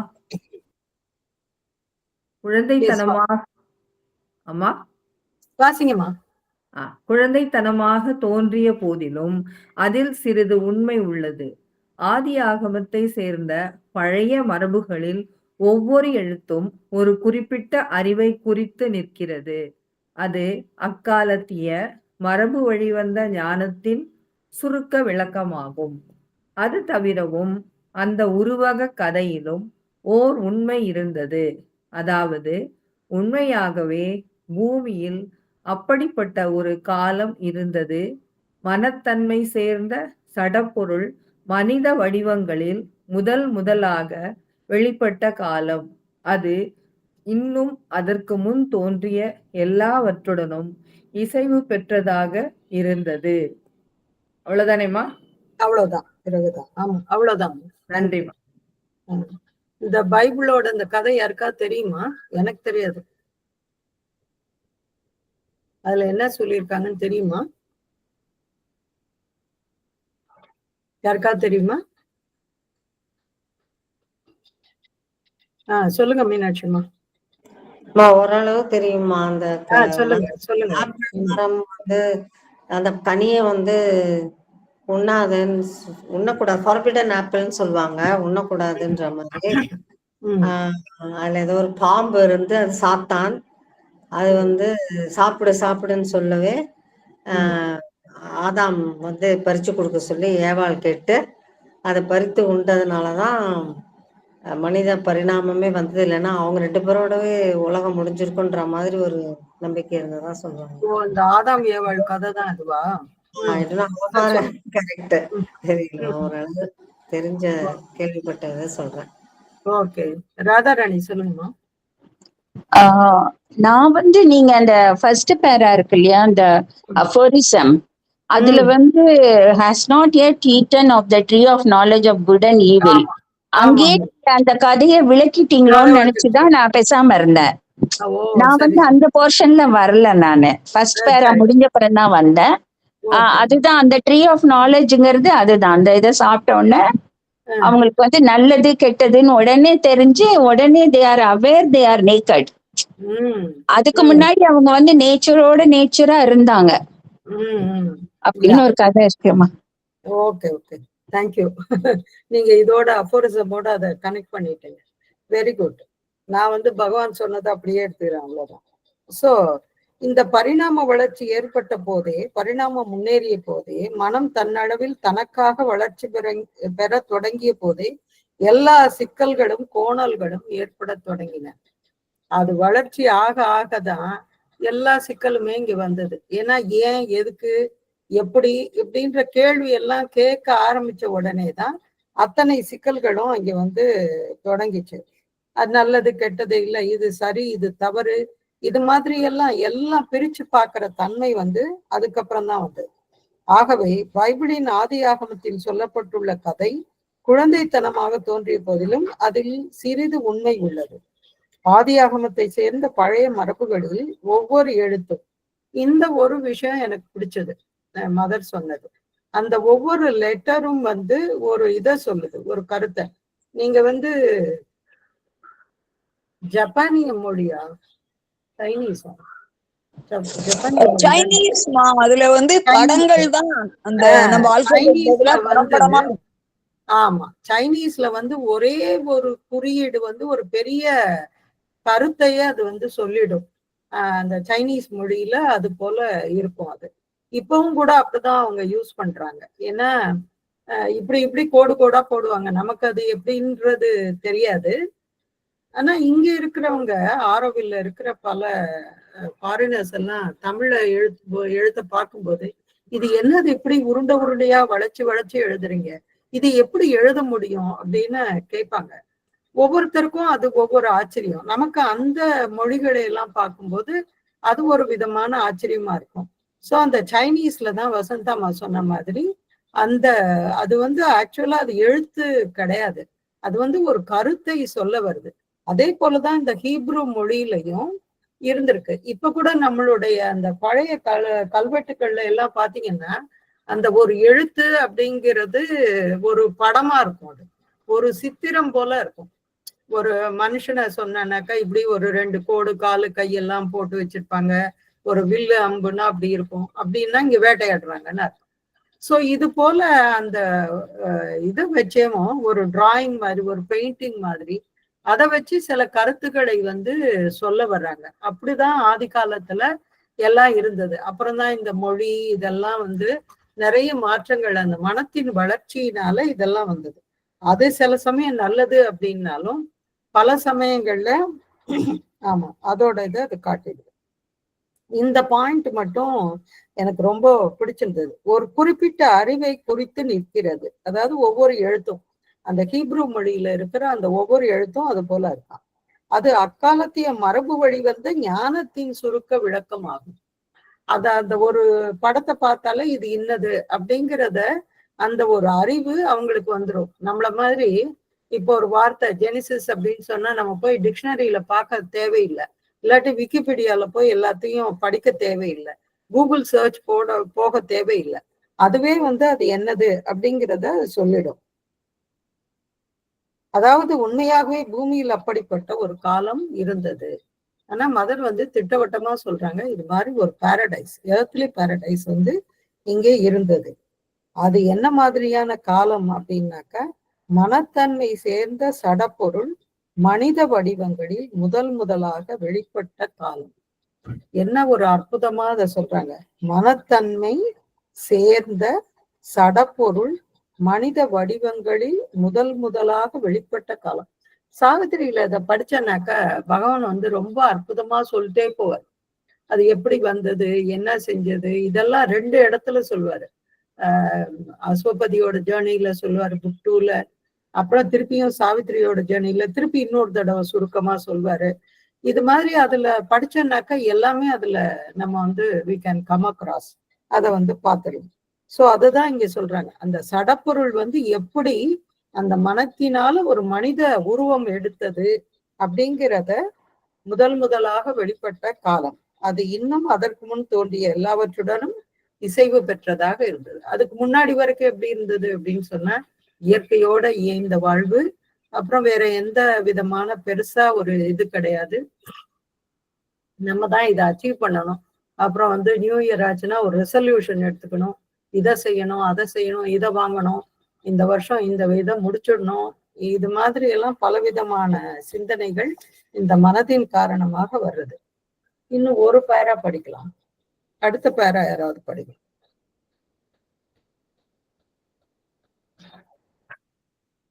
பெரிய பேராவா இருக்கும். யார் படிக்கிறீங்க? நான் படிக்கலாமா? படிங்க. And the symbol of the tree of knowledge represents the kind of knowledge which is no longer divine, the material knowledge that comes from the sense of division and which started spoiling everything. How long did this period last? Because in my memory too, it was like an almost immortal life, and it seems that it was an accident of evolution that made it necessary for forms to disintegrate for progress. So I cannot say how long it lasted and where. According to certain impressions, but they are only impressions, it would seem that it was in the vicinity of, I do not know exactly whether it was on this side of Ceylon and India or on the other. Mother points to the Indian Ocean, first to the west of Ceylon and India, and then to the east between Ceylon and Java. But it was certainly a place which no longer exists, which has probably been swallowed up by the sea. I have a very clear vision of this place and a very clear awareness of this life and its forms, but I cannot give any material details. To tell the truth, when I relived these moments, I was not curious about details. One is in a different state of mind, and one has no curiosity about these material details.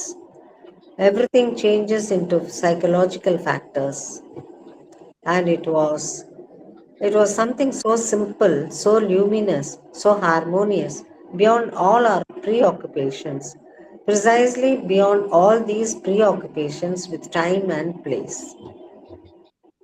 It was a spontaneous, extremely beautiful life, and so close to nature, like a natural flowering of the animal life. And there were no oppositions, no contradictions, or anything like that. Everything happened in the best way possible. Thank you. Thank you. தமிழ்ல யார் வாசிக்கிறீங்க? யாராவது வச்சிருக்கீங்களா Tamil book?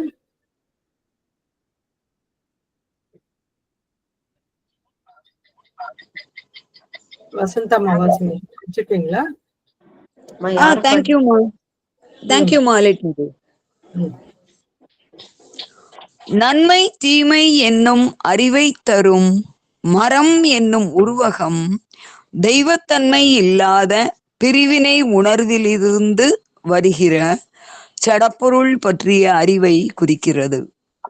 அந்த பிரிவினை உணர்வு எல்லாவற்றையும் கெடுக்கத் தொடங்கிற்று. இந்த காலப்பகுதி எவ்வளவு காலத்திற்கு நீடித்தது? ஏனெனில் என்னுடைய நினைவில் கூட அது ஏறத்தாழ மரணமிலா பெருவாழ்வு போலவே தோன்றியது. முன்னேற்றத்திற்காக வடிவங்கள் சிதைய வேண்டியது தேவை என ஆனது பரிணாமத்தில் ஏற்பட்ட எதிர்பாராத இடர் என்றே தோன்றுகிறது. ஆக அது எவ்வளவு காலம் நீடித்தது என்று என்னால் சொல்ல முடியாது. அடுத்த கேள்வி எங்கே என்பது. சில கருத்து படிவுகள் படி அவை வெறும் கருத்து படிவுகள் தாம். அந்த இடம் இலங்கைக்கும் இந்தியாவிற்கும் இந்த பக்கத்திலோ அந்த பக்கத்திலோ. அன்னை இந்திய பெருங்கடலை சுட்டி காட்டுகிறார். முதலில் இலங்கைக்கும் இந்தியாவுக்கும் மேற்கு பக்கமாகவும் பிறகு கிழக்கு பக்கமாக இலங்கைக்கும் ஜாவாவிற்கும் இடையிலுமாக சுட்டி காட்டுகிறார். என்னால் திட்டவட்டமாக சொல்ல முடியவில்லை. ஆனால் அந்த இடம் இப்போது இல்லை என்பது நிச்சயம். அநேகமாக கடல் கொண்டிருக்கலாம். இந்த இடத்தை பற்றிய வெகு தெளிவான அகக்காட்சி எனக்கு இருக்கிறது. அந்த வாழ்வு எப்படி இருந்தது, அதன் வடிவங்கள் எப்படி இருந்தன என்பதையெல்லாம் நான் தெளிவாக உணர்கிறேன். ஆனால் தூலமான விவரங்கள் என்னால் தர முடியாது. உண்மையை சொல்வதென்றால் அந்த காலங்களை நான் மீண்டும் வாழ்ந்த போது சிறு விவரங்களை பற்றி அறிய வேண்டும் என்னும் ஆசை எனக்கு இல்லை. அந்த சமயத்தில் நீ வேறொரு மனநிலையில் இருப்பாய். தூல விவரங்களை அறிய வேண்டும் என்னும் ஆவல் அப்போது இருக்காது. எல்லாம் உளவியல் விஷயங்களாகவே மாறிவிடும். அது ஒரே எளிமை, ஒரே பிரகாசம், ஒரே இசைப்பாடு. நாம் அதிக அக்கறை கொள்வது போன்ற விஷயங்கள் எல்லாம் காலத்தை பற்றியும் இடத்தை பற்றியும் நாம் மிகவும் அக்கறை கொள்வது போல் அங்கில்லை. அது மிக இயல்பான, மிக மிக அழகான வாழ்வு, இயற்கையோடு மிகவும் ஒட்டிய வாழ்வு, விலங்கு வாழ்வு. எப்படி இயற்கையாக மலர்கிறதோ அப்படிப்பட்ட வாழ்வு. அங்கு எதிர்ப்புகளோ முரண்பாடுகளோ அவை போன்றவை எதுவுமோ இல்லை. எல்லாம் எவ்வளவு சிறப்பாக நடக்க முடியுமோ அவ்வளவு சிறப்பாக நடந்தது. தேங்க்யூ. நன்றி. ஸோ இதை இன்னும் எலாபரேட்டா மதர் சொல்றாங்க. நான் அந்த காலத்துக்கு போய் அதுல வாழ்ந்தேன். அது ரொம்ப நல்லா இருந்தது. ஆனா அந்த விளைவு, அந்த என்ன டீட்டெயில்ஸ் எல்லாம் நான் அதை நான் கவனிக்கல. ஏன்னா ஜஸ்ட் அந்த இதை அங்க வாழ்ந்தேன் நான், அவ்வளவுதான். ஐ ரீலிவ்ட் இன் தட் வேர்ல்டு, அவ்வளவுதான் அப்படின்னு சொல்றாங்க. ஆனா அது எங்க இருந்ததுன்னா அது ஒரு வேகா சொல்றாங்க. இந்த இடத்த லெமூரியா கண்டம்னு சொல்லலாமோ? யாருக்காவது தெரியுமா? அப்படிதான் தோணுது இல்லையா? லெமூரியாங்கிறது என்னவா சொல்றாங்கன்னா கன்னியாகுமரியும் இலங்கையும் அதெல்லாம் ஒன்னா இருந்தது, ஒரே நிலப்பரப்பா இருந்தது, நடுவுல அது கடல் கொள்ளப்பட்டது. ஆமா அப்படின்னு சொல்றாங்க. ஆனா ஒருவேளை அது லெமூரியா கண்டமா இருக்கலாமோ என்னவோ. ஏன்னா கிட்டத்தட்ட இந்த ஆஸ்திரேலியா அது வரைக்கும் கூட போயிடுது அப்படின்னு சொல்றாங்க. நமக்கு அது ரொம்ப தெரியல. ஆனாலும் அந்த இடங்கள்ல எல்லாம் பாத்தீங்கன்னாக்கா இது மாதிரி ஒரு நாகரிகம் எல்லாம் இருந்திருக்கலாம் அப்படிங்கிற மாதிரி எல்லாம் இந்த ஆராய்ச்சியாளர்கள்லாம் சொல்றாங்க. சோ இப்ப மதர் என்ன சொல்றாங்கன்னு பார்க்கலாம். நன்மை தீமை என்னும் அறிவை தரும் மரம் என்னும் உருவகம் தெய்வத்தன்மை இல்லாத பிரிவினை உணர்விலிருந்து வருகிற சடப்பொருள் பற்றிய அறிவை குறிக்கிறது. அறிவை குறிக்கிறது. அதாவது அந்த முதல்ல அஃபோரிசம்ல சொன்ன அந்த ட்ரீ ஆஃப் இது, அதை வந்து என்ன சொல்றாங்க, ட்ரீ ஆஃப் அந்த விஸ்டம், அந்த நாலேஜ் வந்து நன்மை தீமை, எது நல்லது கெட்டது, இது மாதிரி எல்லாம் ஒரு பிரிவினையை அது வந்து நம்ம இதுல கொண்டு வர ஆரம்பிச்சது. சடப்பொருள் பற்றிய அறிவை குறிக்கிறது. அந்த பிரிவினை உணர்வு எல்லாவற்றையும் கெடுக்க தொடங்கிச்சு. அது அத்தனையுமே கெடுத்துச்சு. ஏன்னா முன்னாடி எல்லாம் நாம எல்லாரும் ஈக்குவல் தான் அப்படிங்கிற மாதிரி எல்லாம் நாம இருந்தோம். பின்னாடி இவங்க படிக்கணும், அவங்க படிக்கக்கூடாது, இல்லாட்டி இவங்களுக்கு இவங்க வந்து இந்த தெருவுக்குள்ள வரக்கூடாது, இது மாதிரி எல்லாம் பலவிதமான ஒரு இந்த உளவியல் ரீதியான பல விஷயங்கள். எனக்கு தெரிஞ்சு என்னுடைய அப்பாவோட ஊர்ல, இப்ப கூட அந்த ஊர் இருக்கு, சவுத் ஆஃப் தமிழ்நாடுல. அங்க வந்து இந்த பஸ்ஸை வந்து விடாம பண்ணாங்க எங்களுடைய இனத்தவர்கள். அது வந்து ரொம்ப வெட்கப்பட வேண்டிய விஷயம். ஏன்னு சொன்னா எல்லா விதமான மனிதர்களும் ஏறி பக்கத்துல உட்காந்துடுவாங்க அப்படின்ற ஒரே ஒரு காரணத்துக்காக பஸ் விடுறத வந்து மறுத்தாங்க. அதனால என்ன செய்வாங்கன்னா வண்டி, இந்த வண்டின்னு சொல்லுவாங்க, கூண்டு வண்டின்னு சொல்லுவாங்க, அந்த வண்டி எல்லாம் இருக்கும் எங்களுடைய அந்த தாத்தா வீட்டுல. அதுலதான் வந்து அந்த நகரத்திற்கு போறது வர்றது அது எல்லாம். சோ எவ்வளவு ஒரு மோசமான அந்த பிரிவினை, அந்த உணர்வு இல்லையா, இதுதான் அத்தனையும் கெடுக்க தொடங்கிற்று. இந்த காலப்பகுதி எவ்வளவு காலத்திற்கு நீடித்தது, திருப்பியும் வந்து அது எவ்வளவு நாள் இருந்துச்சு, இது போன்ற ஒரு நல்ல நிலைமை, ஒரு பூலோக சொர்க்கம் எவ்வளவு காலம் இருந்தது? ஏனெனில் என்னுடைய நினைவில் கூட அது ஏறத்தாழ மரணமில்லா பெருவாழ்வு போலவே தோன்றிற்று. அப்படிதான் இருந்தது. இப்ப கூட ஜப்பான் பக்கத்துல ஒரு சின்ன ஐலாண்ட் இருக்குல்ல, அது ஏதோ பேர் சொல்றாங்க, ஹொக்கிமாவோ ஏதோ ஒரு பேரு. அங்க இருக்கிற எல்லாருமே வயசானவங்க, அத்தனை பேரும் 100 வயதை தாண்டி வருது. தெரியுமா உங்களுக்கு? அம்மா, இக்கிகைன்னு ஒரு புக் எழுதியிருக்காங்க, அதுல வந்திருக்கு. அது இன்ஃபேக்ட் அது நெட்ஃபிளிக்ஸ் சீரிஸ் கூட ஒண்ணு வந்தது. அது எல்லாரும் படிக்க வேண்டிய ஃபேமஸ் ஆயிடுச்சு பிகாஸ் ஆஃப் தட் சீரீஸ். ஆனா அந்த கொக்கிமாவோ என்னவோ அந்த தீவு பேரு, அங்க இருக்கிறவங்க எல்லாமே 100 வயதை கடந்தவர்கள். அவங்க என்ன செய்யறாங்க, எப்படி சாப்பிடுறாங்க, எப்படி சந்தோஷமா இருக்காங்க. நீங்க பாத்தீங்கன்னாக்கா அங்க இருக்கிற வயதானவர் அந்த ரோட வந்து அவரே பெருக்குவார். இப்ப நாம பெருக்குவோமா என்ன? நம்மளுடைய வீட்டு குப்பையத்துக்கு அடுத்தவங்க வீட்டு வாசல்ல தள்ளிடுவோம். ஆனா அவர் வந்து அந்த ரோடு ஃபுல்லா அவர் பெருக்கிட்டே போறார். ஏன்னா அவ்வளவு சந்தோஷமா அந்த வேலையை வந்து பாகுபாடின்றி, நல்லது கெட்டது, ஈகோ, கௌரவம் இதெல்லாம் இல்லாம அவங்க செய்யறாங்க. மோரோவர் அவர்களுடைய அந்த உணவு பழக்கம், அதற்கப்புறம் எப்பயும் மனதை சந்தோஷமாக வைத்துக் கொள்வது, பாகுபாடு இல்லாம, இது மாதிரியான விஷயங்கள்னால அவர்கள் எல்லாம் 100 வயதுக்கு மேல், எல்லாரும் வந்து 105, 110 அப்படிதான் இருக்காங்க. சோ அது கிட்டத்தட்ட மரணமில்லா பெருவாழ்வு போலவே தோன்றியது. முன்னேற்றத்திற்காக வடிவங்கள் சிதைய வேண்டியது தேவை என ஆனது. நம்மளோட இதிகாசங்கள்ல கூட பாத்தீங்கன்னாக்கா இந்த அர்ஜுனன், துரியோதனன் இவங்க எல்லாம் பாத்தீங்கன்னா 8 அடி உயரம், அப்படி அவ்வளவு உயரம் இருப்பாங்களாம். அந்த எலும்புகள்ல இருந்தெல்லாம் இது கண்டுபிடிக்கிறாங்க, அந்த அகழ்வாராய்ச்சி மூலமா கண்டுபிடிக்கும் போது அதை கண்டுபிடிக்கிறாங்க. ஏன்னா அந்த காலத்துல அவ்வளவு உயரமா இருந்தாங்களா மனிதர்கள். அப்புறம் போக போக அந்த உயரம் வந்து குறைஞ்சு போய் இப்ப வந்து 6 அடி தான் மேக்சிமம் ஹைட்டு அப்படிங்கிற மாதிரி ஆயிடுச்சு. சோ அது மாதிரி அந்த சிதைய ஆரம்பித்து விட்டது எல்லாமே. முன்னேற்றத்திற்காக வடிவங்கள் சிதைய வேண்டியது தேவை என ஆனது.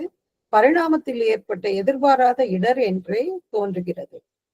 ஆக அது எவ்வளவு காலம் நீடித்தது என்று என்னால் சொல்ல முடியாது. அடுத்த கேள்வி எங்கே என்பது. சில கருத்துப்படிவுகள் படி அவை வெறும் கருத்துப்படிவுகள் தான், சும்மா அது ஒரு ஐடியாஸ் தான், வேற எதுவும் இல்லை. அந்த இடம் இலங்கைக்கும் இந்தியாவிற்கும் இந்த பக்கத்திலோ அந்த பக்கத்திலோ, அதாவது மேற்கு சைடு, வெஸ்ட் சைடு அப்படின்னு சொன்னா கிட்டத்தட்ட இந்த கேரளா இந்த பக்கம், இன்னொன்னு வந்து ஈஸ்ட் சைடு அப்படின்னா அவங்க ஜாவா வரைக்கும் சொல்றாங்க. அதனாலதான் அது லெமூரியா கண்டம்னு தோணுது நமக்கெல்லாம். ஆனால் அந்த இடம் இப்போது இல்லை என்பது நிச்சயம். அது அநேகமாக கடல் கொண்டிருக்கலாம். இந்த இடத்தை பற்றிய வெகு தெளிவான அகக்காட்சி எனக்கு இருக்கிறது. இதுதான் மதருடைய ஸ்பெஷாலிட்டி. அவங்க என்னமா? சாரிமா, there was a call. I'm so sorry. அது கண்டுபிடிச்சிட்டேம்மா. Sorry to interrupt. Okinawa islands அப்படின்னு. Okinawa island. நான் கொஞ்சம் தப்பா சொல்லிட்டேன்னு நினைக்கிறேன். ஒகினோவா ஐலாண்ட் அது. அதுல இருக்கிற அந்த மனிதர்கள் எல்லாமே 100 வயதுக்கு மேல இருக்கிற மனிதர்கள் தான் அந்த இக்கிகாய் அப்படின்னு சொல்றாங்க. நீ எதற்காக இருக்க, அந்த ஒரு நோக்கத்திற்காக இருக்கணும். இக்கிகைனா வேற ஒண்ணும் இல்லை, அதன்படியே நீ வாழ வேண்டும், உனக்கு சுதந்திரமா நீ இருக்கணும், அவ்வளவுதான். சோ தேங்க்யூ மா. ப்ளூ ஜோன், அது வந்து ப்ளூ ஜோன்னு சொல்றாங்க. Because of its high life expectancy, the reason for being or reason to live அப்படின்னு அத சொல்லியிருக்காங்க. இந்த இக்கிகை கான்செப்ட் மையமா கொண்டு அவங்க எல்லாம் வாழறாங்க. அதனால ப்ளூ ஜோன், ஹாப்பி ஜோன் நினைக்கிறேன். ஹாப்பி ஜோன் தான். ப்ளூ ஜோன்னா நமக்கு முதல்ல அது என்னன்னே தெரியல. நமக்கு வந்து ஹாப்பி ஜோன்னா நமக்கு தெரியும். ஏன்னா எல்லா சமயமும் சந்தோஷமா வந்து இருக்க முடியறது இல்லை. நம்ம சுத்தி இருக்கிற பல காரணங்கள்னால நம்மளால இருக்க முடியறது இல்லை. ஈவன் தென் கொஞ்சம் பீஸ்ஃபுல்லா இருந்தாலே வந்து போதும் அப்படிங்கிற ஒரு அளவுக்கும் நாம இருக்கோம் இல்லையா? ஆனா ஒரு சூட்சுமமான ஒரே ஒரு விஷயம் வந்து சொல்லலாம். மரங்கள் அதிகமாக இருந்தால், மரங்கள் இப்ப அமெரிக்கால இருக்கிறவங்க எல்லாம் பார்த்தா பல பேர் மென்டலா இருப்பாங்க. ஏன்னாக்கா அந்த மரங்களே கிடையாது. எல்லா ரோடு பெரிய பெரிய இது 200 அடி 300 அடி எத்தனையோ மாடி, இது மாதிரி வீடுகளை நாம பார்க்க முடியுது, அபார்ட்மெண்ட் எல்லாம். ஸோ அதெல்லாம் பார்த்தீங்கன்னா ஒரு மென்டலா டிஸ்டர்ப் ஆயிடுவாங்க. அதற்கு காரணம் இந்த மரங்கள் இல்லாதது அப்படிங்கிறது மெயினான ஒரு விஷயம். அந்த மரங்கள் இருந்தது அப்படின்னு சொன்னா அதுவே வேற ஒரு இதை நமக்கு கொடுக்கும், ஒரு வைப்ரேஷனை கொடுக்கும், ஒரு பீஸ்ஃபுல்லா ஒரு இதை செய்ய வைக்கும். அதனாலதான் மரங்களை வளர்க்கணும்னு சொல்றது காரணமும் இதுவும் ஒரு காரணம். அதே சமயம் அந்த மலைவாழ் மக்கள்லாம் அது மாதிரி இருக்காங்கன்னா அந்த காடுகள்லயே இருக்கிறதுனால பெருசா வேற சிந்தனைகள் எல்லாம் அந்த வர்றதில்லை மனதில். ஸோ அதுவும் ஒரு காரணமாக இருக்கலாம். தேங்க்யூ. ஸோ இந்த இடத்தை பற்றிய வெகு தெளிவான அகக்காட்சி எனக்கு இருக்கிறது. அந்த வாழ்வு எப்படி இருந்தது, அதன் வடிவங்கள் எப்படி இருந்தன என்பதை எல்லாம் நான் தெளிவாக உணர்கிறேன். இது வந்து அன்னை பார்த்த விஷன். ஆனால் தூலமான விவரங்கள் என்னால் தர முடியாது. எது எப்படி இருந்தது, இப்படி இருந்தது, அப்படி இருந்தது, அதெல்லாம் என்னால தர முடியாது. உண்மையை சொல்வதென்றால் அந்த காலங்களை நான் மீண்டும் வாழ்ந்த போது சிறு விவரங்களை பற்றி அறிய வேண்டும் என்னும் ஆசை எனக்கு இல்லை. அந்த சமயத்தில் நீ வேறொரு மனநிலையில் இருப்பாய். தூல விவரங்களை அறிய வேண்டும் என்னும் ஆவல் அப்போது இருக்காது. நம்ம அது மாதிரி ரொம்ப ஒரு மகிழ்ச்சியா இருக்கும்போது மற்ற டீட்டெயில்ஸ் எல்லாம் நம்ம வந்து பாக்குறது இல்லை. எல்லாம் உளவியல் விஷயங்களாகவே மாறிவிடும். ஒரே எளிமை, ஒரே பிரகாசம், ஒரே இசைவு. நாம் அதிக அக்கறை கொள்வது போன்ற விஷயங்கள் எல்லாம் காலத்தை பற்றியும் இடத்தை பற்றியும் நாம் அக்கறை கொள்வது போல் அங்கே இல்லை. நமக்கு பெரும்பாலும் இதுதான், இத்தனை மணிக்குள்ள எழுந்திருக்கணும், இத்தனை மணிக்குள்ள சாப்பிடணும், இத்தனை மணிக்கு இதெல்லாம் நம்ம வந்து ஒரு ஷெட்யூல் வச்சிருப்போம். அதுக்கப்புறம் அந்த இடம் அதுவும் ஒரு முக்கியமான பங்கு வகிக்குது. ஏன்னா ஒரு ரூம்ல இருந்து அடுத்த ரூமுக்கு போனாலே நம்மளால தூக்க முடியாது, தூக்கம் வராது. இது போல ஏகப்பட்ட உளவியல் ரீதியான காரணங்கள் இது. அது மிக இயல்பான மிக மிக அழகான வாழ்வு, ரொம்ப அழகான வாழ்வு, இயற்கையோடு மிகவும் ஒட்டிய வாழ்வு. விலங்கு வாழ்வு எப்படி இயற்கையாக மலர்கிறதோ அப்படிப்பட்ட வாழ்வு. ஒரு அனிமல் எவ்வளவு சந்தோஷமா இருக்கோ. எங்க வீட்டு வாசல்ல 2 பூனைக்குட்டி இருக்கும். ஒரு டோர் மேட்டை காய போட்டானாக்கா அதுல போய் அது சௌகரியமா தூங்கும். ஸோ அதுக்கு வந்து ஒரு பெரிய கவலை கிடையாது. ஏன்னா அந்த டோர் மேட்டு துவைச்சு காய வச்சு நீட்டா இருக்கு, அது மேல அவங்க படுத்து சுகமா தூங்குறாங்க. ஸோ எளிமையான ஒரு உணர்வு நமக்கு அப்படி இருக்கிறது இல்லை. இதுல உட்காரலாமா, இதுல இது பண்ணலாமா, சோஃபால எல்லாம் சிலர் உட்கார மாட்டாங்க. ஏன்னா வெறும் நாற்காலியில உட்காருவாங்க, சோஃபால எல்லாம் உட்கார மாட்டாங்க. அது போல மனிதர்களை எல்லாம் நான் பார்க்கிறேன். சோ இப்படி எதை செய்யணும், செய்யக்கூடாது, இது வேண்டாம், இப்படியெல்லாம் பார்க்கிறது. அங்கு எதிர்ப்புகளோ முரண்பாடுகளோ அவை போன்றவை எதுவுமே இல்லை. எல்லாம் எவ்வளவு சிறப்பாக நடக்க முடியுமோ அவ்வளவு சிறப்பாக நடந்தது. சோ அன்னையினுடைய அந்த அகக்காட்சி. அது போல நம்மளுடைய இந்த உலகமும் மாறினாக்கா ரொம்ப சந்தோஷமா இருக்கும் நமக்கு, இல்லையா? எதை பத்தியும் நம்ம சிந்திக்க வேண்டிய தேவை இருக்காது.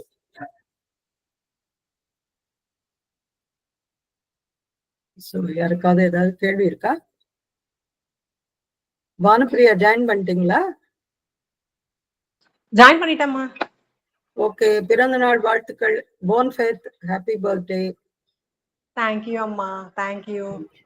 சாரி லேட் ஆச்சு. ஆரோ கிட்ஸ்க்காக சிவகுமார் சார் கூட மீட்டிங் இருந்தது, அதை முடிச்சு வரதுனால லேட் ஆயிடுச்சு. தேங்க்யூ அம்மா. தேங்க்யூ. மீனாட்சி அம்மா, நீங்க ரெக்கார்டிங்க நிறுத்த சொல்லிடலாம். சரிங்கம்மா. முதல்ல நிறுத்த சொல்லிடுங்க.